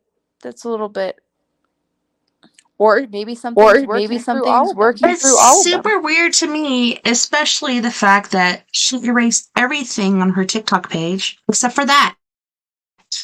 Why? Okay, maybe it's because it's your new album. But could it be something else? I don't know. It's just super strange to me. I don't know. I'm like, what the hell is happening? And I'm listening to this conspiracy theory and other people talking about it. And I'm just like, well, that makes sense. That makes sense. Well, that doesn't. What the hell is happening? And that's on so many different genres that we're dealing with right now, but that's just one of them. I am convinced that they do rituals.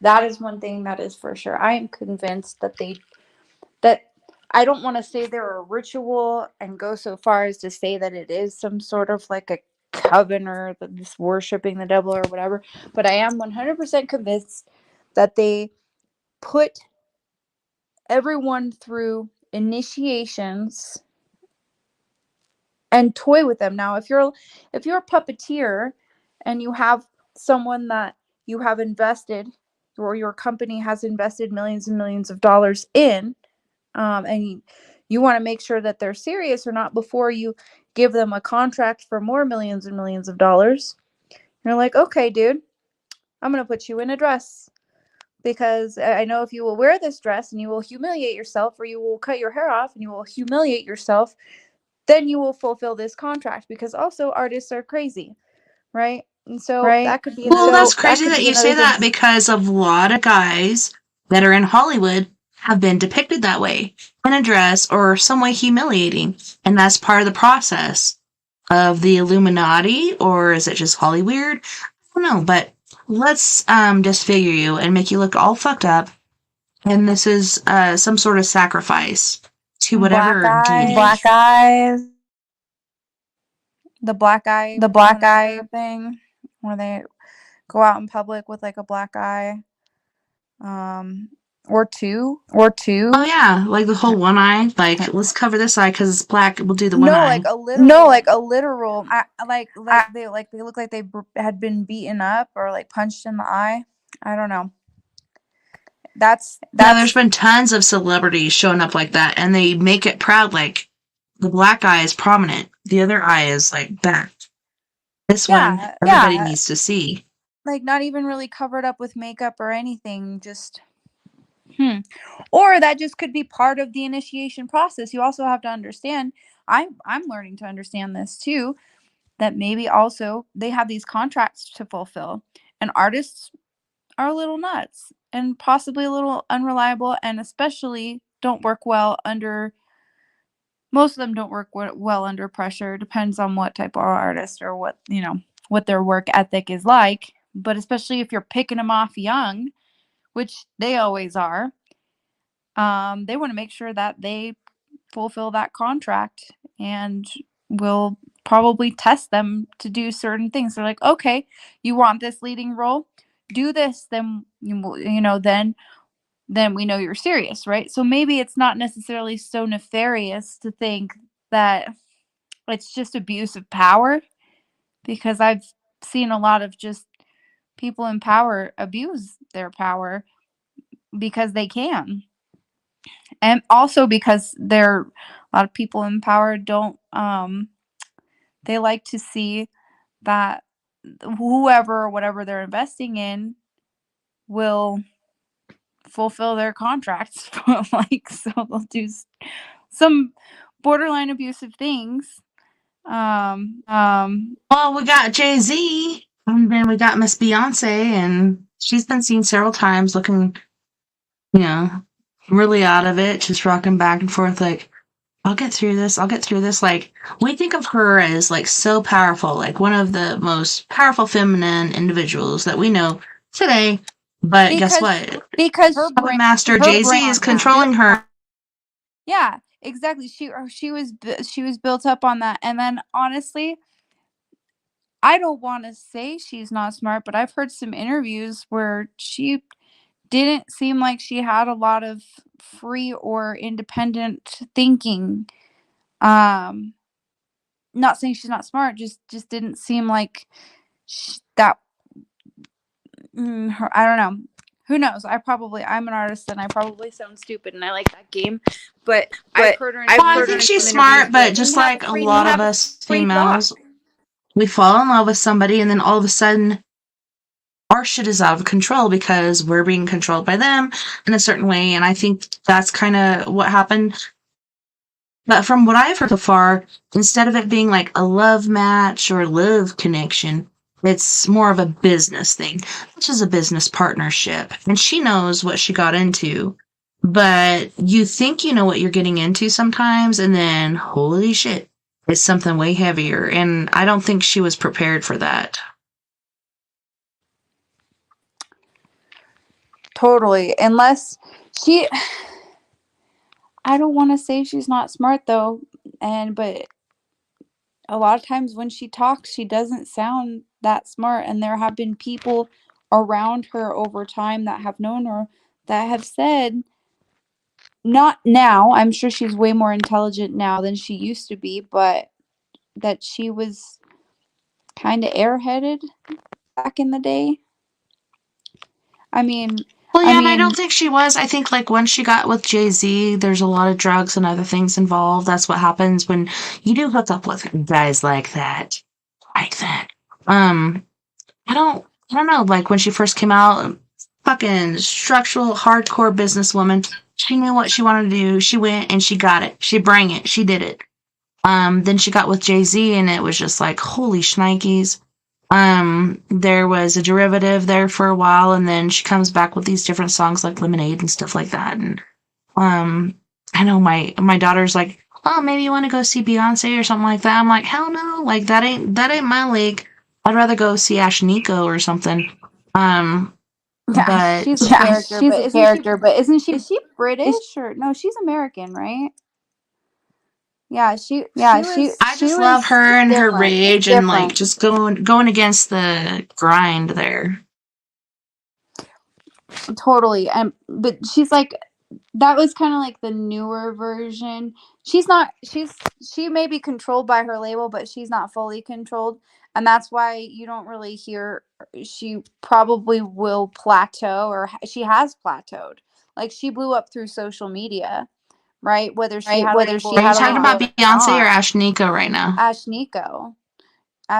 She kind of blew up on, like, but the ones that reach a certain level, right?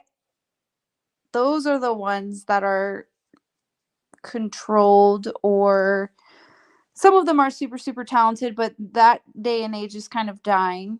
And there's a few people that still, I mean, and I've noticed like a lot, like in the country western world and some of the rock world, still there are some very talented artists who are getting the recognition that they deserve and that they need. Like Jelly Roll and some people out there. But I love Jelly Roll, and then I've talked to people that are like, he's just white trash and all this other stuff, and I don't get it. I'm like, what?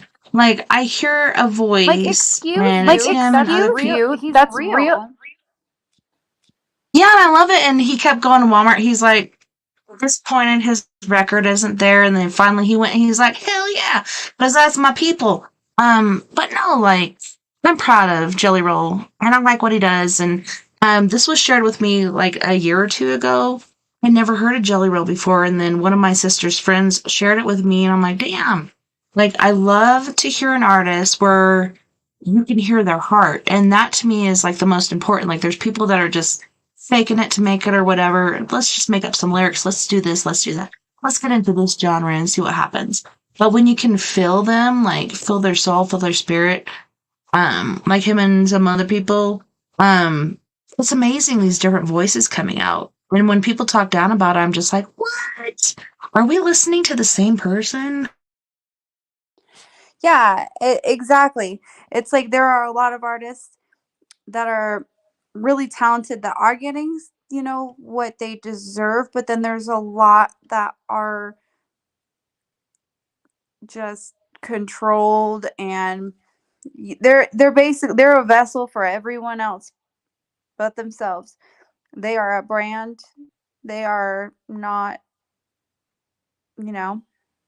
authentic. Well, and that goes back to what we were talking about, like these different artists doing these satanic or witchcraft freaking occult things during their concert, and people are just like, what the hell is happening right now? I don't feel really comfortable. And then all of a sudden they're drained. Or another thing that happened, like during that whole witchcraft thing that Taylor Swift did, a girl that was 23 supposed to be a prime number, passed away.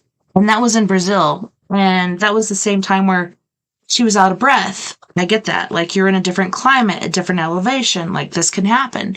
Even though, like, you're Taylor Swift, you're in really good shape.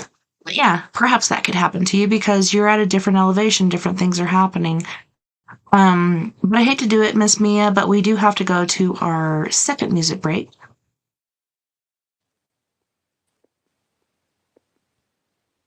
Are you still there? Yes. Yes. Okay. All right, so let's go back. We got Griff from Toronto, Canada with Best Life and Zoo.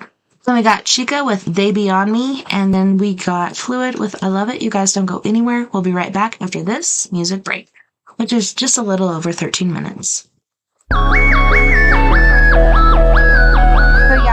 yeah, a lot more music, I think. Oh, you're mute.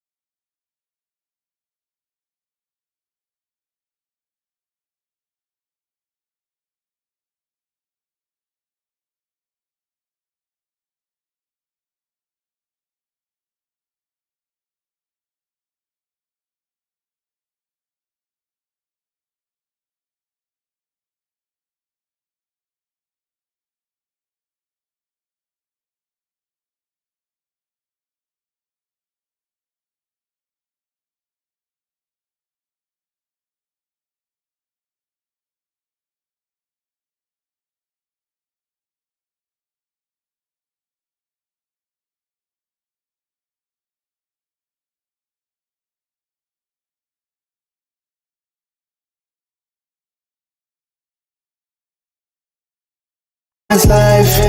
Do you live your best life? Do you live your best life? I'm gonna live my best life. Don't care if my head ain't right.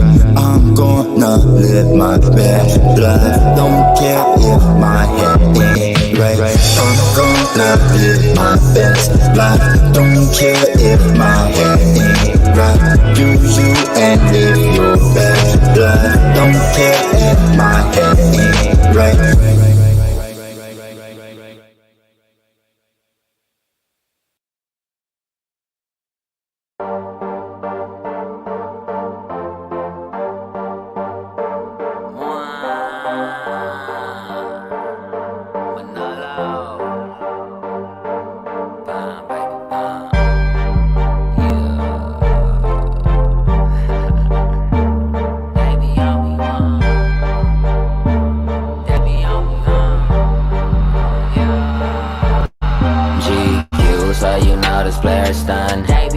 Hit the club, got chose like it's nothing.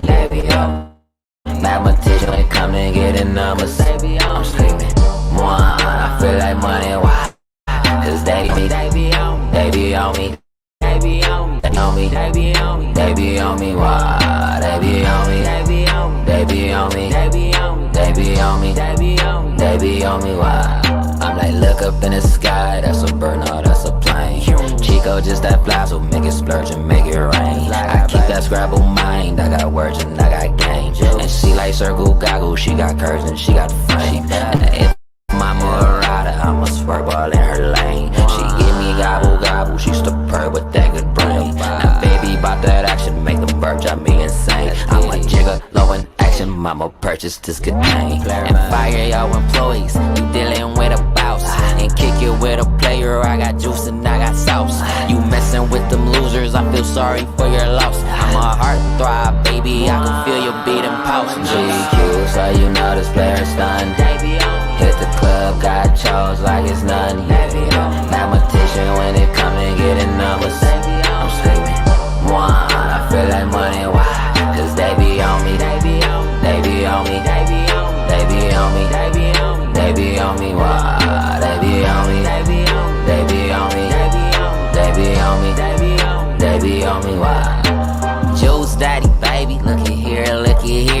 Milwaukee bought them bucks, fear the deer, fear the deer. I'm feeling like a player, must be pure, must be fear. So let me drop this knowledge in your ear, in your ear. I'm driving your chick crazy, let me steal, let me steal. She crying like a baby, I see tears, I see tears. She thick from the front, I see rear, I see rear. I see me in them panties, I see mirror, I see mirror.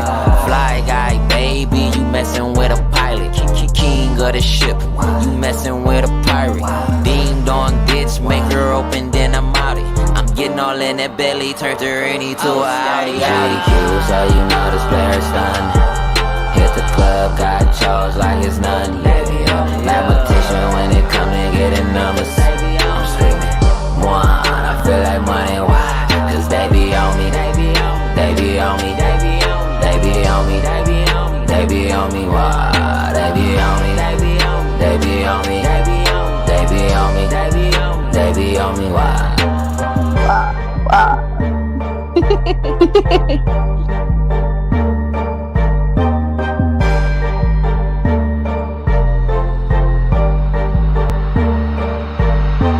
Never mind.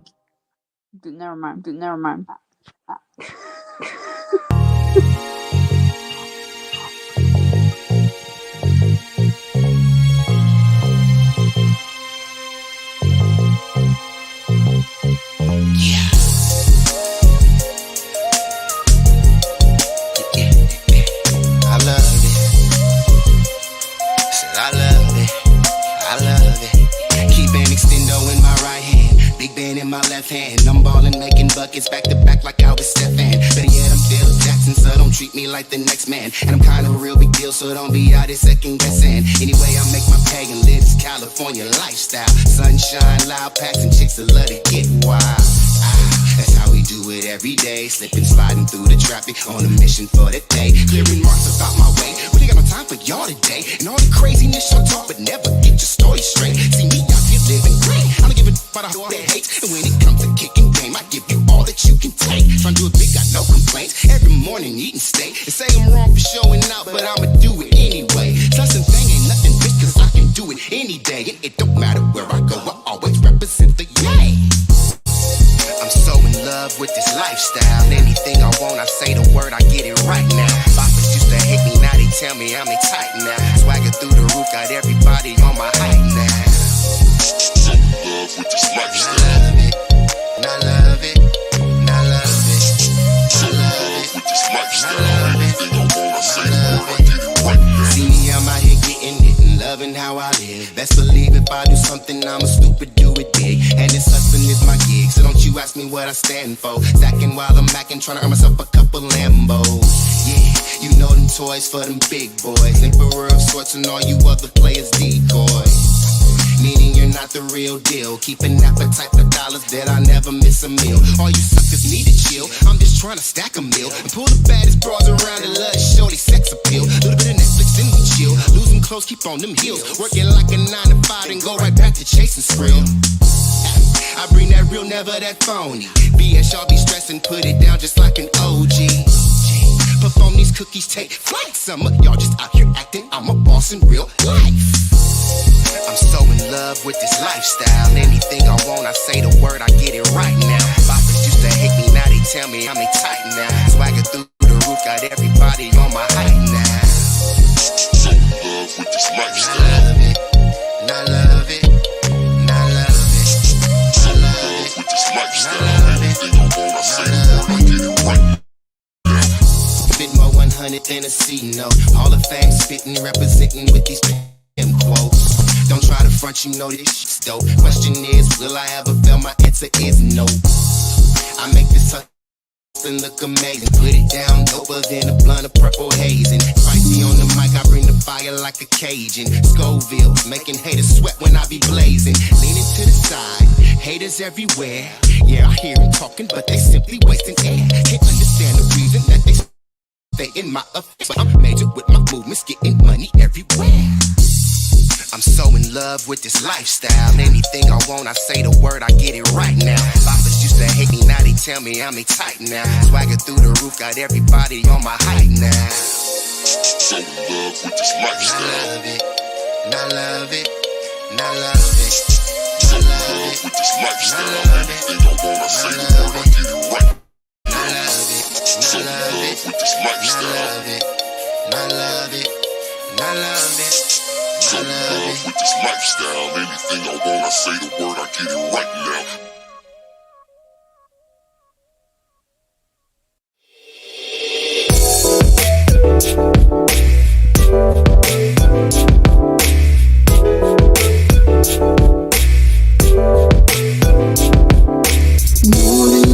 But you can't read. Morning man, but you can't read. Morning man, but you can't leave. You can't leave. You right where you wanna be. That is right, here with me. You right where you wanna be. Right with me. You can be anything you want. If that's what you really want. You can be anything you want. All I want you to do right now is leave it soon. All I wanna do. All I want you to do right now is leave it soon. For good, I'm wasting time. Not trying to lose my mind. Know that I am wasting time. Not trying to lose my mind. If you want to get left behind in this rat race, go back to my place where I know it's safe. Lock myself in my room. Won't watch the news, cause it is a good. So confused. What can I do if I lose you? All I want you to do right now is leave it soon. All I wanna do. All I want you to do right now is leave it soon. Okay. She was a loompa, now her body super duper. Getting a lot of attention, she was never used to hitting me up like I was Uber. Got a few miles, so I guess she's a cougar. Real winner, never seen her with a loser. Gorilla talk, ooga booga booga. Scuba, tuba, diver, I'm a rider. Getting cider, sweet like cider. Fighter, rider. Neither wants to get it going. Know it, hold it, fold it, blow it. Wait, I'm joking. Cages broken from these beasts from down east on the streets. It's a zoo. All I want you to do right now is leave it soon. All I wanna do. All I want you to do right now is leave it soon. For good.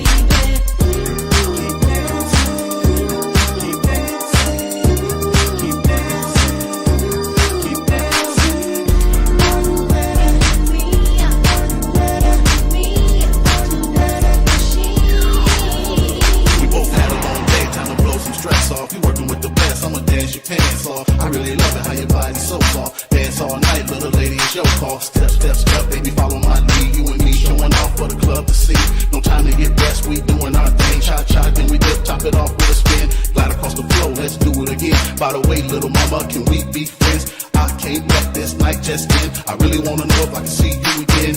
Give me your number, we'll get back on the scene. We can hit another club if that's your thing. We'll be partners in crime, you and me, as we ripping up floors like two dancing machines.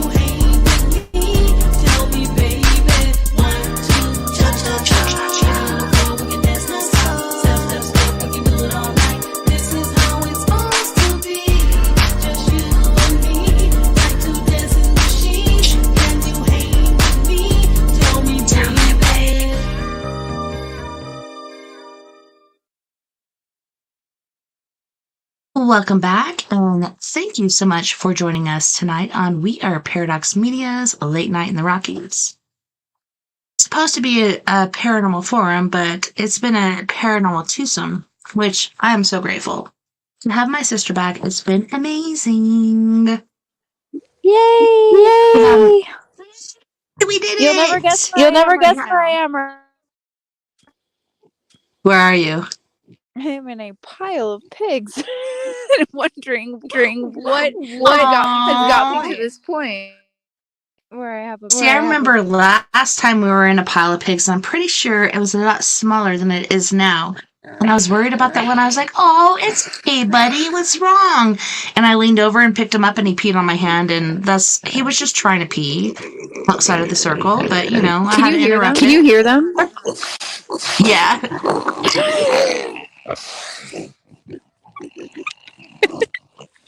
I was looking for them just to make sure they were all. Apparently, no one wants pigs. 1, 2, 3, 4, 5, 6. Oh, they're all here. Oh, they're all here. Remember, I said I want that one. You want it? Please take. If you know anyone, just have them. Like, I can't have all these pigs, but they're cute right now. They're all laid down and then they're all in a cuddle puddle, and it's really cute. If I can get the camera to work. Hold on. I don't know what you can see. Right now, I just see darkness. That's pretty normal. Yeah, I don't think I have. Turn on your flashlight. You can turn on your light so you can do a flashlight. Oh, it won't go on. Dang it. Yeah, it could be like your battery's too low, but oh my goodness. Yeah, I saw that one, and I think it's the one I picked up that peed on me. I'm like, I really want this pig. And I think it's just like my upbringing. My mom got a pig for Christmas. I want a pig. Hers turned out to be evil, but this one's smaller, so I'm pretty sure I can tame it. I did not need pigs. I kind of just got doctored into the pig business. Like, same with the goats. And now, if you know anyone who wants pigs, I have 6 they can have. The only one I really want to keep, well, no, then I got the 2 purebred ones. But anyway, I've got too many pigs and not a lot of people want them, and I know people eat pigs, and so I've become way more ranchy. Yeah. I want one, not for eating, but for loving. I want to love on a little buttercrisp. We have a couple people staying and renting the house here that will probably end up eating whichever ones I leave behind. So, that being said, really, they're not that big. So you guys are gonna be able to stand the babies are pretty big now. They're very plump, and they got weaned, and then they got broken from being weaned. So I have to figure out something. So how big are they But compared to their parents? Like, are they bigger than their parents, or are they the same size? oh no, they're right now they're way smaller than their parents, but as far as when they grow up, they're gonna be about the same size. The black one, Rufio, though, he's like a I'm out of breath because I was running through the snow. The black one, Rufio, he's a, like, I guess you could call him a mini pig. He's about the smallest pig you'll probably ever full grown that exists. And he's house trained, he's leash trained. He knows how to sit, but he's out here with the farm pigs, like some kind of animal. But he would easily, like, he goes, no matter what happens, he goes with me. Like, I decided, because he's awesome. And, like, he's cool. He just minds his What's the business. mom's name again? That's Tink. Like Tinkerbell.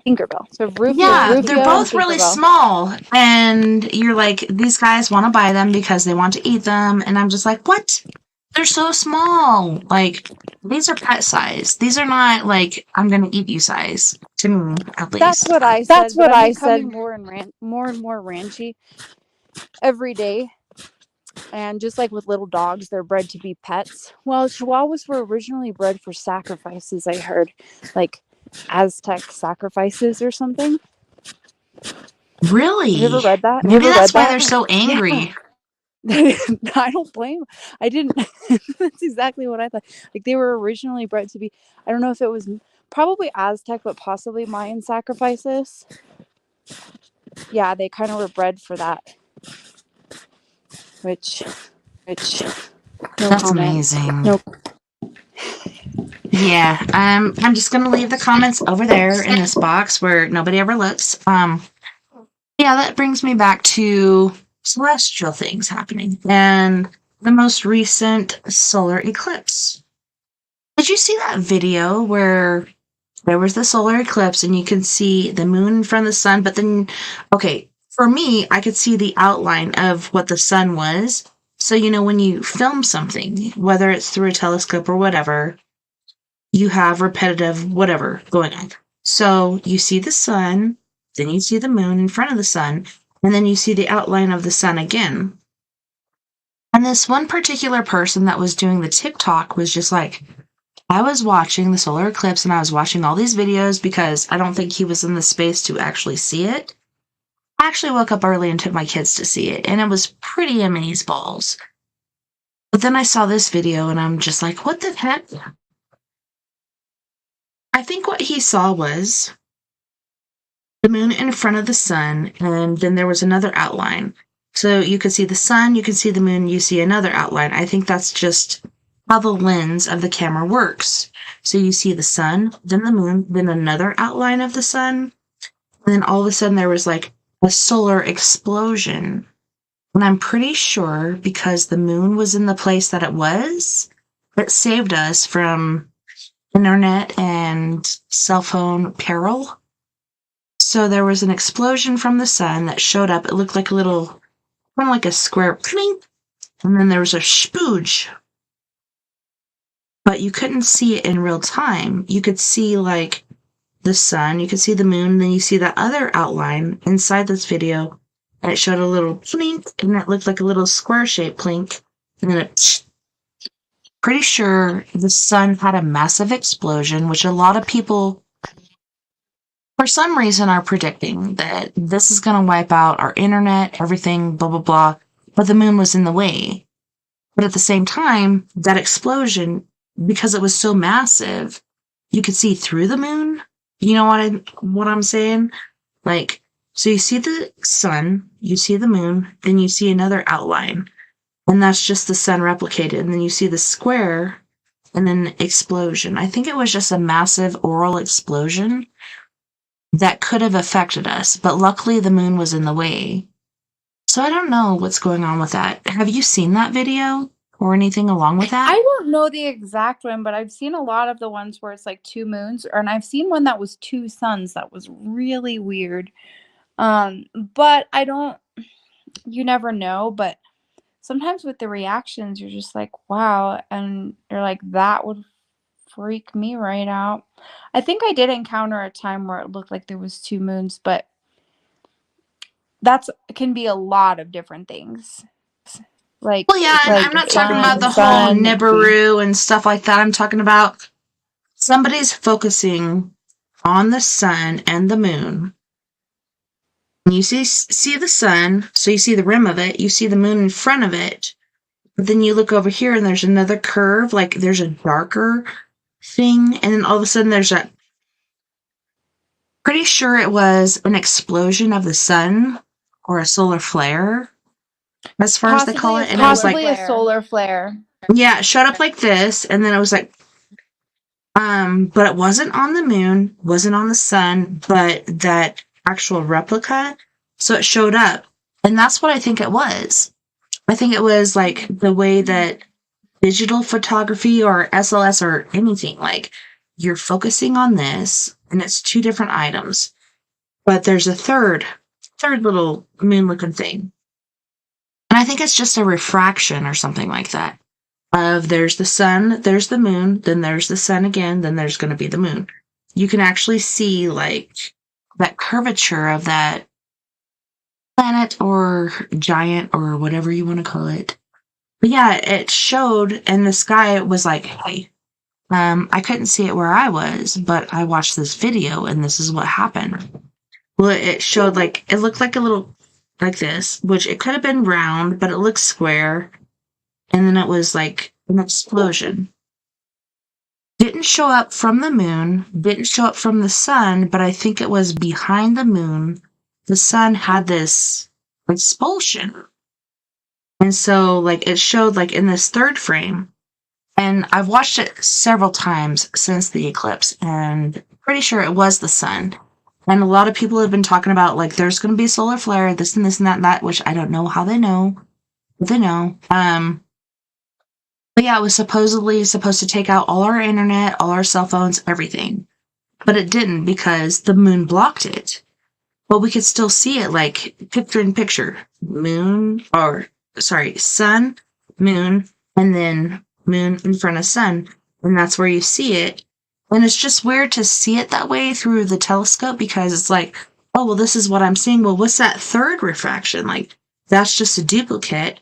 And that little splash and splurge was from the sun, but I don't know, was super powerful to the point where it went through the moon or showed around the moon in that second expulsion and showed the explosion. I think it was meant for us, but it didn't happen. I'd love to see it. Like, that sounds very. Yeah, I'll have to find it and share it with you. Yeah, it was on TikTok, and I've seen it several times. So yeah, I'll look it up really quick and share it with you. I think tonight. Your Uranus. My anus? Uranus is supposed to be close to the moon, really close to the moon. So I'm gonna go back. Oh no, I lied. Jupiter. We're in Sagittarius season. Okay, so Jupiter, not Uranus, is supposed to be very close to the moon tonight. And I would like to go and relook at the moon because the moon's already starting to look kind of bright. When's the full moon? Is that Monday? It's on Monday. I have been so out of sync. I haven't even had time to like. I think I'm just. There it is. Okay. So the moon looks. Well, I just know, like, awesome. It's my birthday tomorrow night, and then the next night, it's Monday. It's a full moon. Like, we should go ghost hunting if we can. I remember last time we went, we saw a mothership, and we're like, please take us with you. And it didn't. And so we were kind of disappointed, but I mean, that was amazing. Like, we were looking for ghosts. What was crazy? Never expected to see that. It didn't show up when we got a picture. We got a picture when we tried to do videos, both of us. That would not show up on video, showed up on pictures. On two different phones. Like, that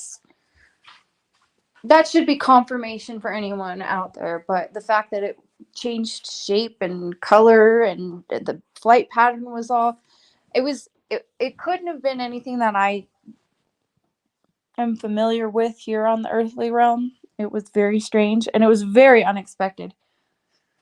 Very unexpected. But it's definitely memorable. Well, yeah, definitely. We're out moment there looking for ghosts and stuff, and we get to this tree, and I was just like, what the fuck is that? And you're like, what? Looking around on ground level, because that's where you look for ghosts. But it was up in the sky. And I was telling Lori and Fenton, who's going to be on my show this next month, it was coming from the airport. And the ones that we saw before, like the Tic Tacs, remember, that we saw before, were going towards the airport. It's like, why are they always coming from or going towards the airport? And they don't pick up on this? Maybe it's because of, like, where they are in the atmosphere. If it's over a certain height. Yeah, if it's over a certain height, they'll pick up on it. But if it's below that, they don't. What the heck? I don't know. But we were like, take us with you. And they didn't. So I'm pretty disappointed. Well, there's like different classes of airspace, right? But it's hard to tell how high because you don't know how large that object is, right? So it looks pretty clear to us, but it could have been an enormous object that was way further away out of like any airspace that we have that planes fly in, and it could have just been really big, or yeah, that's the only thing, or it was just there. I don't know. It was very strange. Okay, so I have to say, the little TikTok ones we saw when we'd be working the fields, we'd be sitting on the tailgate, and I'm like, hey, I brought a cooler with refreshments for us. We were sitting there just drinking, and we saw the little TikTok ones. And like I told Lori and Fenton, I'm like, to me, I'm blown away because they keep going towards the airfield. Why? Why are you going towards the airport? Like, wouldn't that make you be seen? Like, to me, that was strange. And then when we were out there looking for ghosts, we saw the mothership, is what I call it, because it was so huge, coming from the direction of the airport. It's like, is nobody picking up on this? But when you look at it, like, I think the elevation was lower than what the beacon would pick up on. I don't know, but we were looking at it coming towards us, and then it went behind that shield of, it looked like foam on the top of the pond, sort of clouds. And we couldn't see it anymore. And you and I were just like, take us with you. Like, we were willing to go, but it wasn't willing to take us. But well, next time I'll be ready because I will tune right into the ATC. I will immediately turn into the ATC for that airport or for any airport in the future to see if anyone's talking about it. You know, yeah, Lauren was like, oh, well, are those like big commercial jets or what? And I'm like, no, generally when I fly out of there, it's a puddle jumper.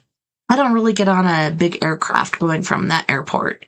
They're like, that's pretty interesting. But yeah, anytime I've seen TikToks, like whether it's at your place or my place, they all fly that direction. It's so freaking weird. Even when the jets showed up, like, so there was 2 TikToks after you and I saw a TikTok. And they're just floating along, all happy willy-nilly. Then all of a sudden one blinks out, and I'm like, oh, what's going on? Why'd that one blink out? That's because a jet was showing up. Trying to take it out, and it just flipped around, went about this way, and then the TikTok disappeared. Then as soon as the jet was gone, again, blinked back in. So it's just weird. I don't know what the hell's going on. Round here. Round here. No, I'm just kidding. I just like to add that all the time, and I don't know why. It's just like, around here. Around here. Counting crows, bitches.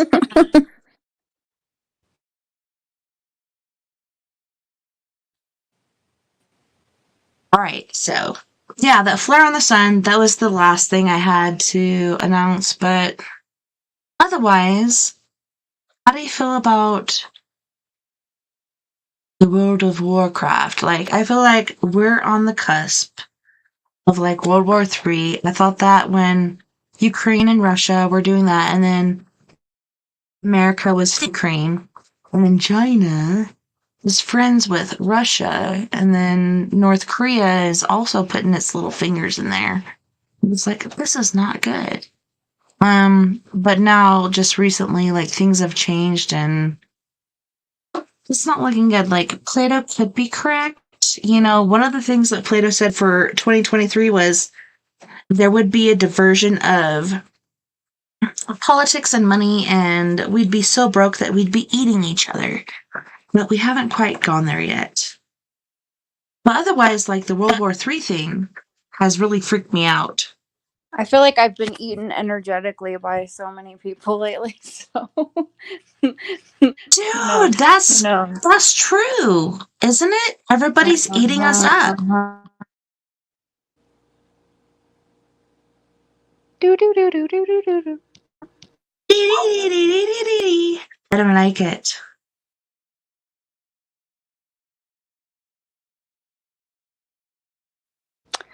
I don't know, it's not fair. And like when me and Mia, like I said, we're out there looking for ghosts, all of a sudden this fucking mothership, like at a 45-degree angle, flying towards us. Iridescent lights. Like, what do you remember from that? I remember thinking it was one thing or it was another thing, and then I remember it just being, it looked iridescent, like it looked like it had rainbow lights on it, and then it looked like it could be metallic because like it switched kind of angles or something. And the picture that I got of it, it almost looks like it's one of those aircrafts that you see that's like metallic, like silver.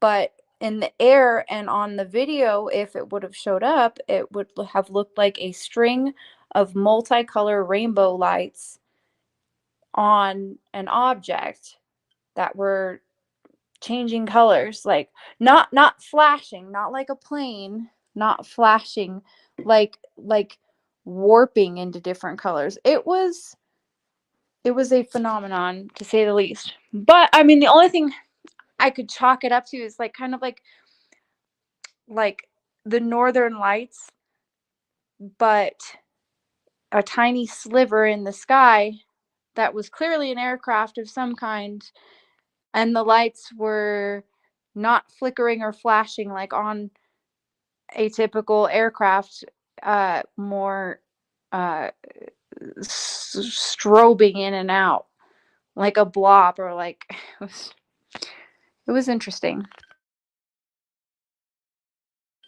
Tess, did we lose ya?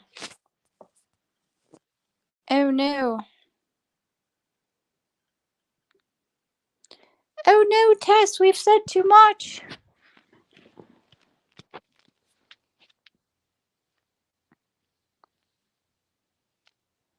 Well, we are having paranormal difficulties. I'm not sure if anyone can hear this without the host, so I will wait until we get those resolved.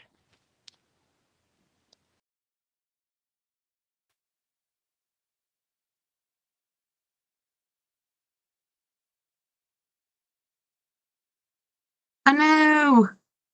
I lost Miss Mia! Oh snap! Oh man. I don't know why my camera's not working. Something fell over and hit it, and so now it's not working. Let me try to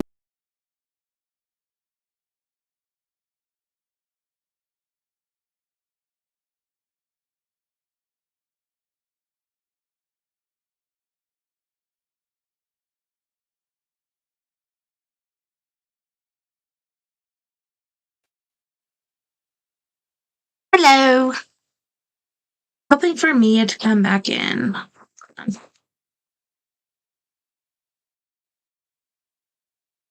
Oh no.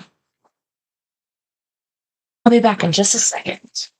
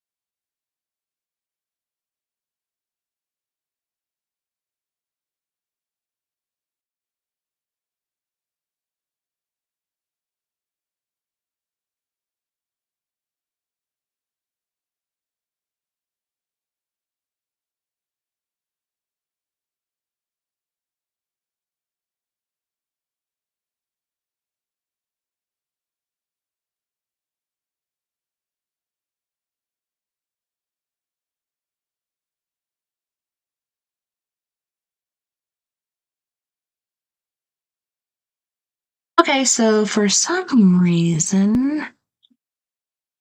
Don't warp out, Adrian. I'm looking for Mia. I can't find her.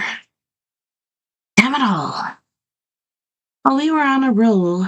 Guess what? Tomorrow night is my birthday. Actually, it's gonna be here pretty soon, but... Yeah, I'm not gonna claim to be a day over 35.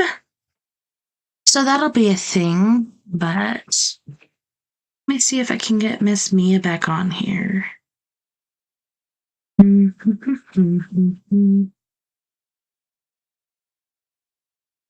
Try to come back in.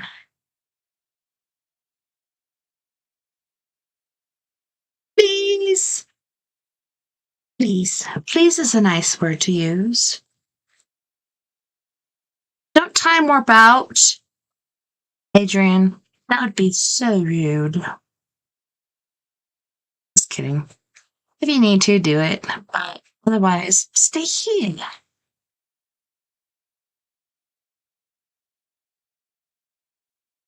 But anywho's, like, these different things that have been happening, like the walk-ins, the solar eclipse thing, guess what? There's another one about to happen. This one was very different. Like, it was very intriguing. Like, I got up early, took my kids to it. It was super intense. And it was so packed to the point where they're like, oh, Miss Me is back. Welcome back, Sister Blista. Hello, smitten kitten. Hello. I had to be clever. I was like, oh no, what happened? Like, I didn't know why I lost you, but I got you back. Well, yeah, you kind of disappeared, and I wasn't sure if it was paratechnical difficulties. But suddenly I was a Lone Ranger out here in these parts. So. Dun, dun, dun, dun, dun. No, that's how I feel about my house. Seriously, I'm just like, am I the only one here that cares about all this stuff? Like, I don't know. I feel like I am the Lone Ranger, or I'd like to call it the Lone Deranger. I adore that. The Lone Ranger. What I want to do is perfect my transatlantic accent, which I will not demonstrate at this stage. But like old movies, how they have that accent. I'm not gonna do it now, but yeah, so I want to perfect that and just start talking like that and make that the norm. But I think that will separate me a little bit even more. But I appreciate being separated and being the Lone Ranger. Always have, always will. I think that's the glories of, I'm an only child and I'm like perfectly happy, like not interacting with people. But then that's why like sometimes I'll interact with people and I'll just like blurt out all this stuff because it's just like I'm always in my head, which is not necessarily healthy. But yeah, I'm just creative things, and like I like to experiment on other people, which is really not the nicest thing to do, just their reactions, like the human reactions to certain things. But then I think about the kid probably that did that and got bullied in high school with his transatlantic accent. You see? Well, you're saying like it wasn't nice or it could be not nice. It's not that you have ill intention, but sometimes ill things can happen. Oh, and they do. It's hard out here for a paranormal.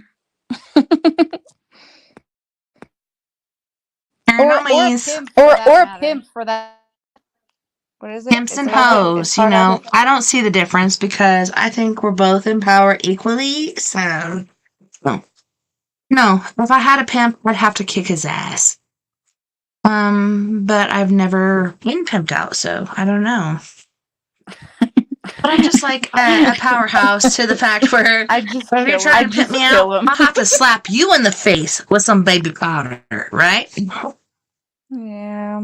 Yeah. I don't know if I've ever met a pimp. I don't know. I met a guy that pimp at one time. Like, he was a cowboy. He was like a friend of a friend of a friend. And I'm like, really? I just heard he was. And I'm like, really? That dude? What? Back in the day, he was a what? He has no swagger. I just don't get it. No, but at the same time, like, I see, because we've done security for rodeos and stuff like that, and it's just like, you see the hierarchy and the hierarchy and different things. It's so weird. It's So weird. in the rodeo world. I don't know. It's funny, like I came from the city, so when I heard about buckle bunnies, that was entertaining. I'm like, what is a buckle bunny? I think someone like said something, called me a buckle bunny as a joke, like because I was wearing a buckle that was not mine. But like I didn't know what the term was, and so I had to ask like 5 people at a rodeo. I was like, what is a buckle bunny? I still have yet to meet one. I think they're a dying breed, but I could be wrong. I don't know. There are certain bunnies that are dying breeds, but those are hardcore. The white rabbit? Oh, well, the rodeo rabbits, they even have their own trailer. So we've done security for this for the last, I want to say 20 years. And everybody has their own trailers. Then there's like the royalty trailer. And it's like, what the frack is going on right now? But yeah, it's kind of like popular kids and not popular kids. Like, they stand out and they're like, oh, look at my belt buckle, look at my cowgirl hat. I'm gonna make a statement and everybody's gonna listen. Want to talk about it? Like, here we go.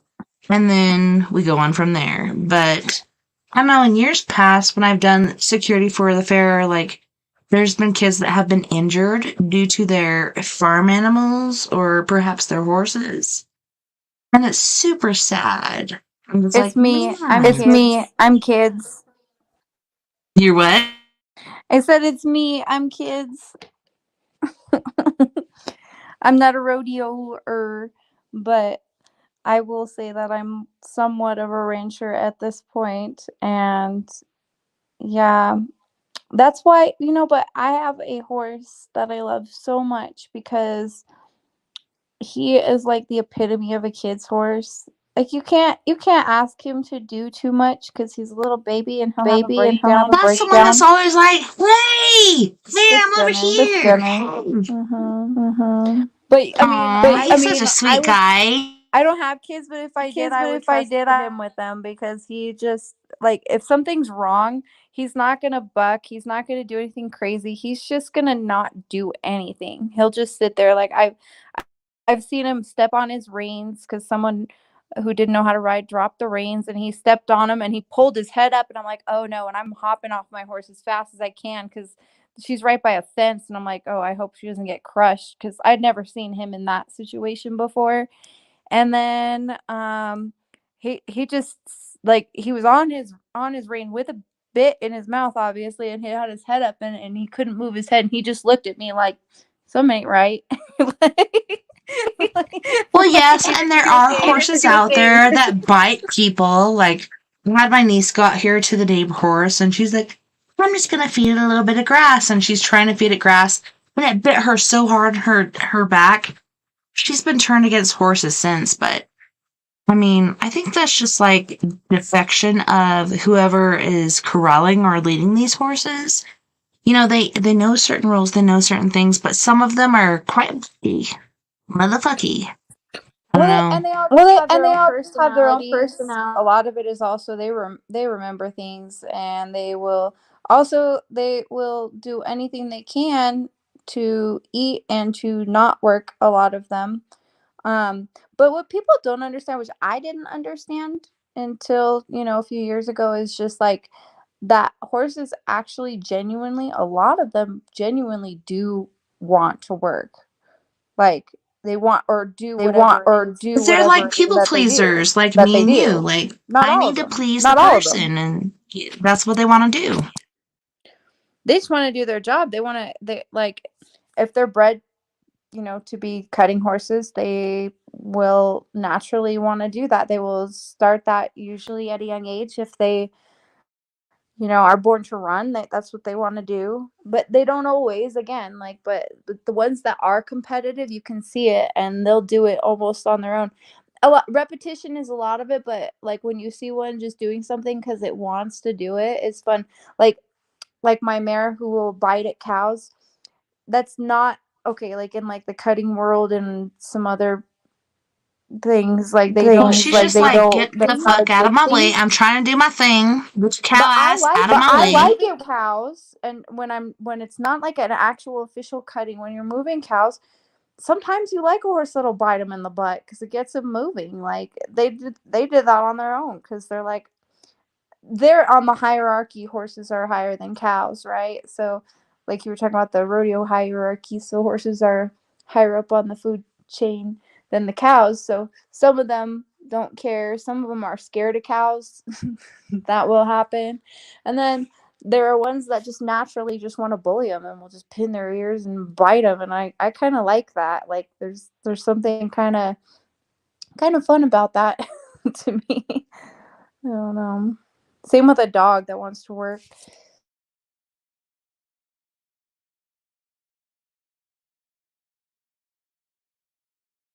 I was just replying to my friend over here, Mr. Travis Willier, but he's like, well, it's a little close to end time. And I'm like, yeah, it is. Because we have about T-minus 5 minutes and counting. But yeah, I'm super nostalgic, super excited that I got to spend time with you tonight because I've missed you so much. I'm so glad you're here. And I hope we can get together and do some tubing and stuff. That'd be cool. I'm so sorry that I didn't make it on Halloween. I was crammed in a very, very small hotel room in a very, very small town in which I was doing man work for a couple weeks. But I was still fully intending on doing the show. It was just the TV was on. It was a small room, and I had no space, and my service was really bad. And so I just didn't. And I was also exhausted. 'Cause no days off. No days off. Just didn't work. No, I totally get it. Like, I'm not holding anything against you, and it's just like, we've gone out together. Dude, like last time we had dinner together, like we're having trivia tonight. And we did pretty good. I think we came in third, maybe fourth, but that was our first time. We kicked some major donads. Because Because we kicked some major gonads. It was you and I, and we were going against tables of 8 to, well, more like the smallest table was like 4 to 8 people, and we got third, which was pretty cool. I think that was from the bird one. For our first time, hell yeah! Like, I was proud of us. I'm like, do it again. Let's do it.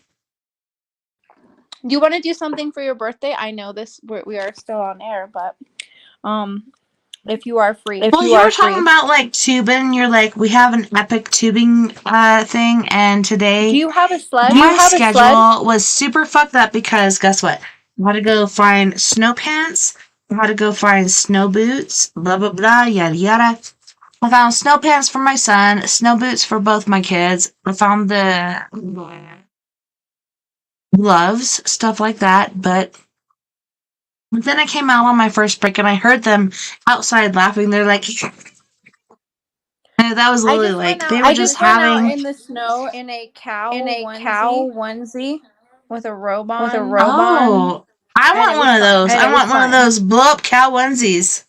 It's not blow up. I wish It's not it blow up. I was. wish it was. But it's really I soft. wish mine was. And I feel so unattractive and cozy, and that's just exactly what I'm going for. So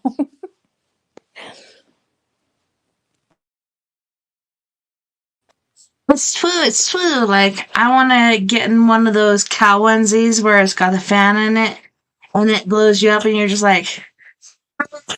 I like the costume. I like the costume. Yes. You know what I want is one of those That would be One of awesome. those T-Rex. The T-Rex blow up That's the same as the cow thing. But yes, T-Rex They use instead. them in horse training videos, and I think that my horse would not bat. Like he would not.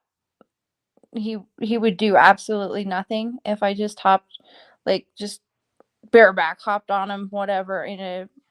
That's what I like about him. Like he's not a goer, but he would be so unbothered. I think if I fired a gun off of him, or like a bow and arrow or anything, I just don't think he would care, and that's what I love about him. Because Well, I want Miss to be Mia, that. we are that at level of the unbothered. very end of our time. Like, is there any sort of link or anything that you'd like to leave for those out there that are listening that would like to find where you're at on Instagram or wherever? Yeah, you can find me. My name is spelled MEA and last name is Savage. I think it's MEA_Savage, something like that. On Instagram, that one's a private account, but I just wanted it to be a private account. I'll probably accept it. And then my music project is Antidote for, spelled FOR, Savages, not the number. And that is on all platforms. I will be putting out music at some point this year or you know what? Let's be realistic and say next year, because we're getting close to the end, right?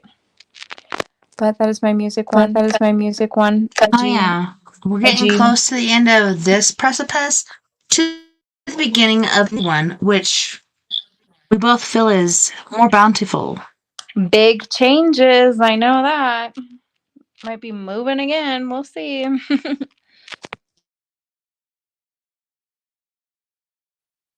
am so super excited. And I have to use my lisp. Anywho's, you guys. Super excited to share the information that me and Mia have shared so far. Yes, we have so many different other people that didn't show up tonight. Mr. Travis Willier Moostoos. He's from Canada, from the Alberta venue of that, and we can't find him just yet because he hasn't come in, but he's done so many things to help out with where he's at, where he's going, and I knew it was him, but I was like, him or not? And it turned out to be him. He told me about oohoos. About what? That's what they call owls.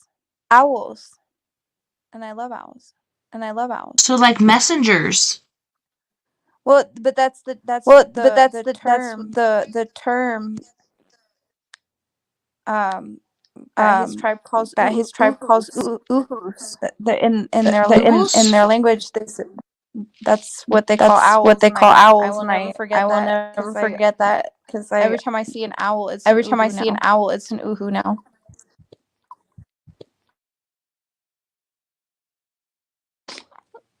That's amazing. It makes so much sense. Like I see when I'm like, oohoo. Ooh. Ooh. Woohoo. No, seriously, and when people are spiritually enveloped and different things are happening. Is it uwu? Or is it uhu? I think that's like the... Did I screw it up? When Jay was standing here and his daughter was doing cartoons, she'd do uwu. And I'm like, what is uwu? And Did that make sense? Yeah. It's pretty much the same. Uwu. That's what they do. Uwu. Indeed. They who? And they ooh. And they ooh. Woohoo. Woohoo. But I have to do the outro for this. You guys, thank you so much for joining us tonight. And we are Paradox Media's Late Night in the Rockies. Tonight it was me and Miss Mia Savage. And we are covering so many different things. It's insane to really think about it. But if you have any comments, send it to me at weareparadoxmedia@gmail.com. Until then, night night, love and light. See you back here next time. Rock on, bitch. Rock on, bitch.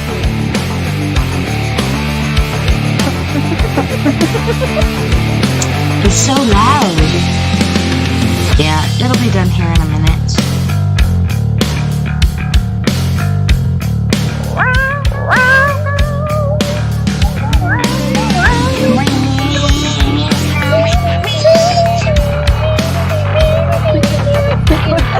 T-minus 20 seconds and counting.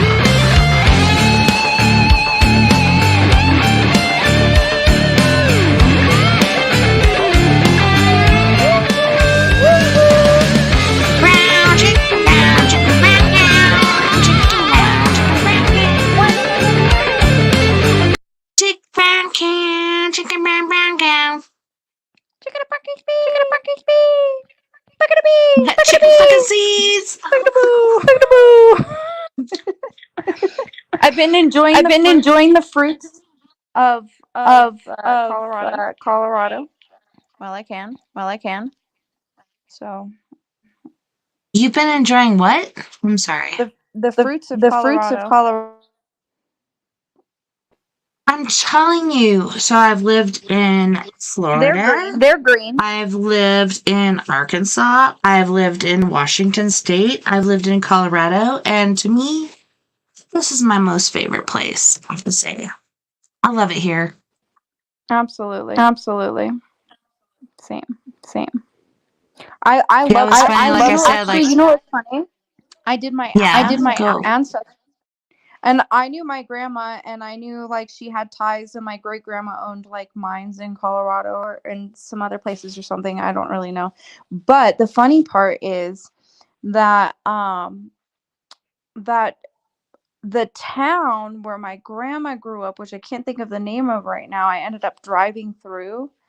It was like a woman's name. I have to figure it out. But it was just like I have a lot of family ties to Colorado. And I remember the first time I visited Colorado was going to, of all things, a dude ranch for 2 weeks in Mancos when I was like 12. And I got a horse assigned to me and a donkey. And that was when I decided I wanted a donkey and I wanted a horse. And it's so weird because I totally forgot about it and it came full circle. Like, I don't know if it was like some weird manifestation thing, but like I had remembered that very well because I loved it because I got to live like the ranch life and I had a horse and we rode every day and like did all the things. But it was like I ended up figuring out what town she was from and I gotta figure it out again because I totally spaced. But I ended up just randomly driving through this town. And I'm like, where have I heard that before? And I'm like, oh my gosh, this is where my grandmother was born. And like, this was just a few weeks ago. And I thought it was very strange and very cool. So I feel like I do have like a love, like a deeper ancestral love for Colorado, right? If that makes sense. Like a family tie type of thing. Oh, you're on mute.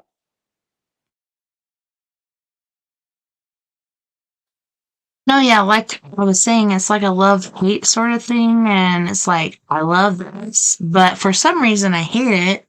I don't know why, but it could be lineage, as far as genetics or whatnot, as far as past peoples of our history, like, with my mom, like, so I live here about 45 miles away from where she got her vision of, she knew exactly how and when she was gonna die.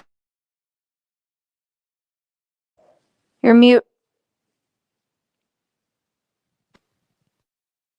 Okay, so talking about my mom going to Mesa Verde and seeing how she was going to die, she sent that to her dad. She said, Dad, I'm going to die. This is how I'm going to die. this is how I want my funeral. And she explained what dress she wanted to wear, everything exactly. And then she came back, and I was there to witness it because me and my brother were staying with our grandparents. My older siblings, I think, were staying with their dad or something. But we were all together for this, and it was hardcore. It was cumulative. Like, my grandpa was pissed off. He's like, how dare you say this? Like, how dare you say blah, blah, blah, yada, yada, yada. Like, this is witchcraft. This is blasphemy, yada, yada. It's like, no, Dad. No. I saw how I'm going to die. This is how I want my funeral. This is what I want to wear. And then later on, after the funeral, she showed up to my sister in the same clothes. I didn't see her until she was in the cube of heaven. I don't know. It was so freaking weird. But this white cube came down and opened up, and I'm walking towards it, and I see this figure walking towards me. And as I get closer, I realize it's my mom. It was so intense, dude. I was just like, what the fuck? Wasn't expecting that in the middle of this freaking Jurassic Park.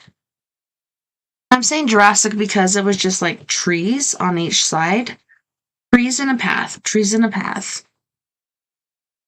And then she showed up in a white room, came out of the door, walked towards me, and saw this figure. Then as it got close to me, it was my mom. And I don't know, she gave me guidance, and that was a lot. But to me, it was just very intriguing as far as how we can communicate with not only our side, but that side. Even if just for a moment. But then she was gone. It really changes your perspective on things and life when you have, and like I've talked about this where it's kind of like paranormal PTSD.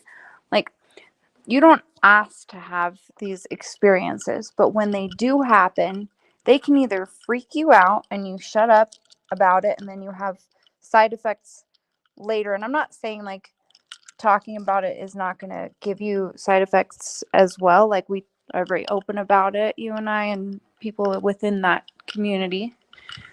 But some people, they have the wrong idea. Like, they're like, okay, well, that is evil. Like, and you know, it goes against certain religions. And I'm like, no, it's not. Because if you experience something, and you shouldn't discount anybody for experiencing that.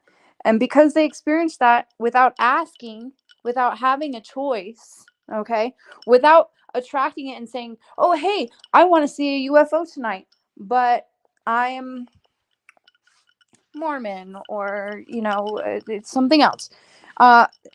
It's not a choice, and it doesn't make you an evil person, and it doesn't make it not true, you know?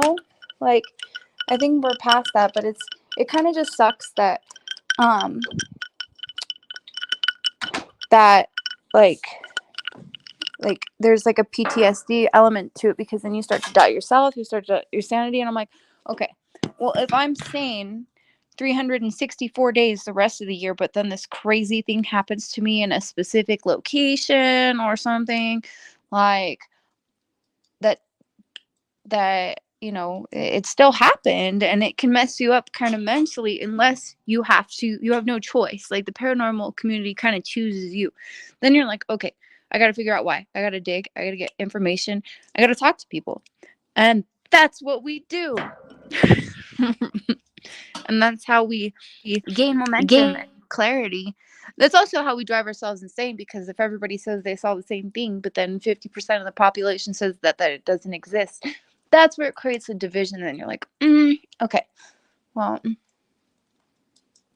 And then there are people who have it, open to it.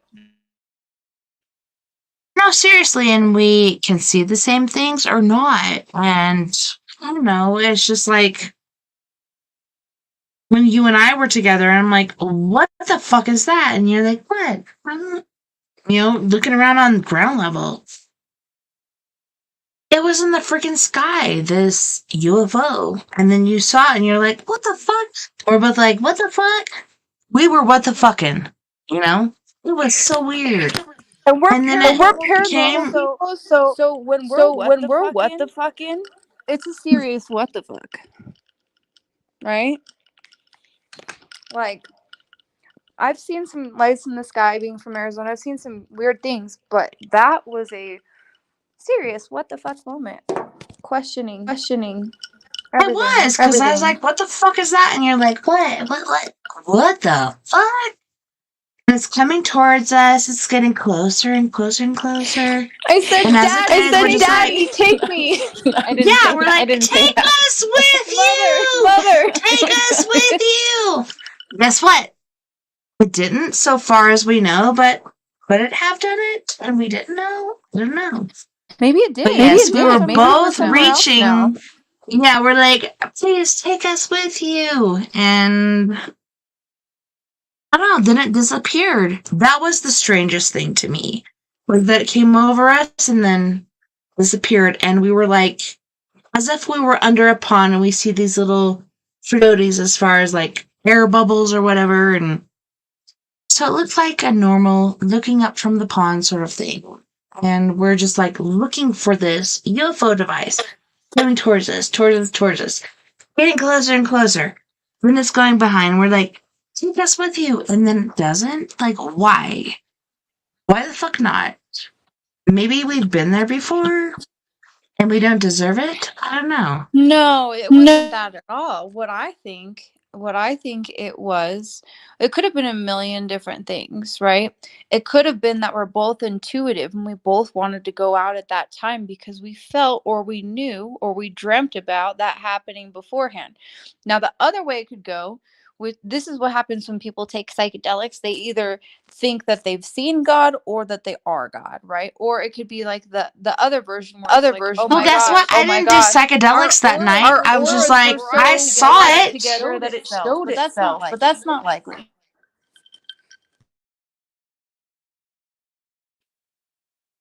Totally feel what you're saying, but like, I wasn't precipitating this. I didn't know this was going to happen, but I was just like, you know, I think we were that at the same time, like, take us with you. Like, we wanted to go because we've seen so many things, we've endured so many things, so it's a big time. We get to go up and about the ship, but guess what? It didn't happen. I've had at least three close encounters with either it was sleep paralysis, if you want to go the scientific route, and it was a auditory and visual hallucination brought upon by sleep paralysis, right? Where there were literal beings standing above me in bed. Well, different occasions, but on 2 of those occasions, they were standing over me, and 3 of those occasions, they were standing over me. I had woken up. One of the times, they scared the crap out of me. The tall ones, they were terrifying. The short ones, they were like little scientists, and they didn't seem like they really wanted to hurt me. They were just like there. And it could have been. I've had sleeping problems my whole life. That could totally have been it. Could be scientific. But the fact that I don't know, and the fact that I remember it clearly, completely 100% coherently, says that it was something. And I cannot discredit anyone who has said that they have been abducted or otherwise. I cannot discredit anyone like David Icke or any of those people who say that they've seen interdimensional beings here. I just cannot discredit that. And then sometimes I'll go into that realm, and I don't want to ever go that far. That's why I can't be like, okay, I'm a psychic, okay, I'm this or I'm that, because I've gone deep into different spiritual things, and every time you ask questions you get answers, right? So I didn't do it till after the fact, but then I got into like the star seed thing, and I started having these crazy dreams of these like even crazier interdimensional beings that were, and it could just be that's what I was researching. But before that, I was not researching aliens. I was not even thinking about aliens. The aliens were there and they caught me off guard. I had nothing to do with that. And it was on multiple occasions. And the one time I told you about, like, was here in Colorado, and I hadn't experienced anything in a while. I didn't see them, but I woke up and there was this burning pain of what felt like a laser. And then I woke up and I had these 3 dots, these 3 welts. After feeling a really weird feeling, I woke up and it was excruciating pain for like 2 seconds. Then it stopped. No itch, no nothing. It was not, but it was that triangle shape. And I looked at other people who have had those weird little alien implant things that are like in a triangle shape. And I'm like, okay, could have been a spider bite, could have been a lot of things, but the pictures that I saw, and the experiences of people being abducted and stuff, and like the experiences I've had previously, I'm like, okay, that's weird. Not gonna think too much about it, but it's strange. And No, and it is, and it's insane to me because I've had kind of like that, and then all of a sudden, it's a place where demons are following you. Demons are, I don't know. I don't know if you've seen. I've been to this realm in my dreams where it's like concrete buildings.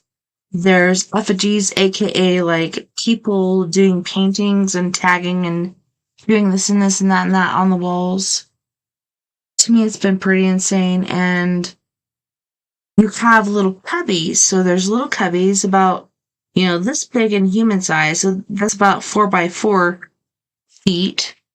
And then you try to go to the bathroom or whatnot. And that's where I was. Like, I'm living in this place. I'm in this concrete building.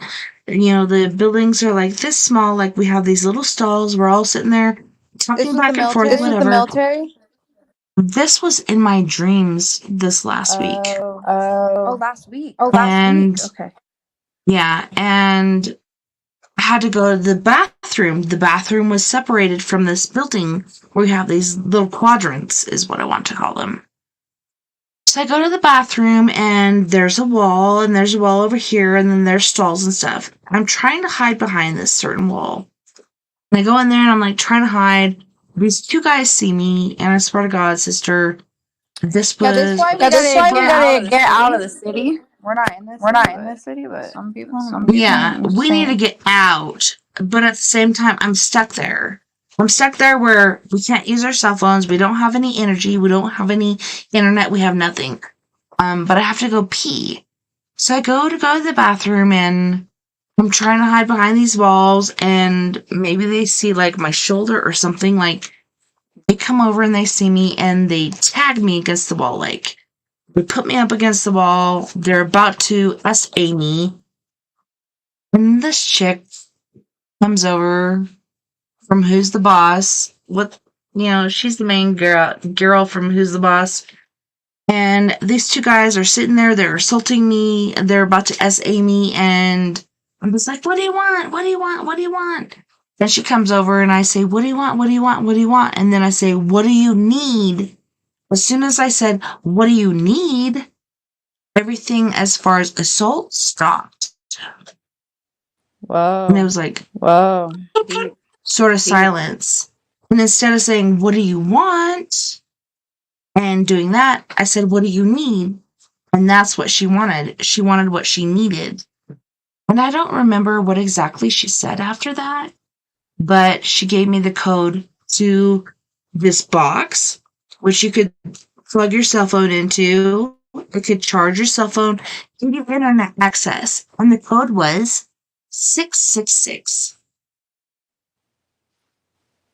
I got a phone call. Blew me away. I got a phone call. I think it was last week.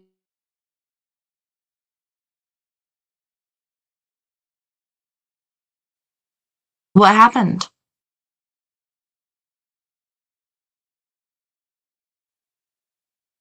Are you still there, Miss Mia? Oh, yeah. Can you hear me? Can you hear me? I said, hell no, I didn't answer. Fuck you. Not today, Satan. Like, I didn't answer that shit. But I'm gonna take a picture of it so you can see it. I'm gonna figure it out.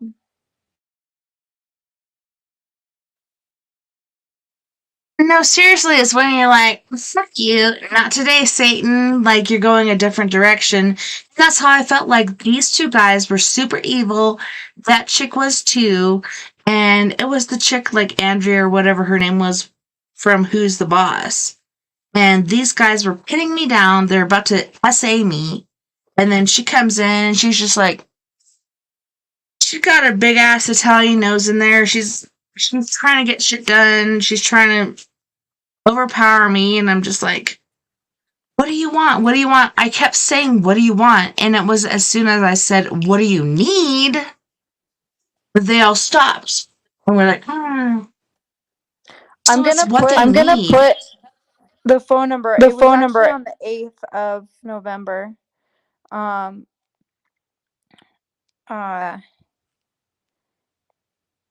And I will show you the phone number, but it's not the full phone number in case privacy, but the timing was very strange. And it was like, I'm not going to answer that. And if it is a robocall, why that number? And why is it calling me? Hold on.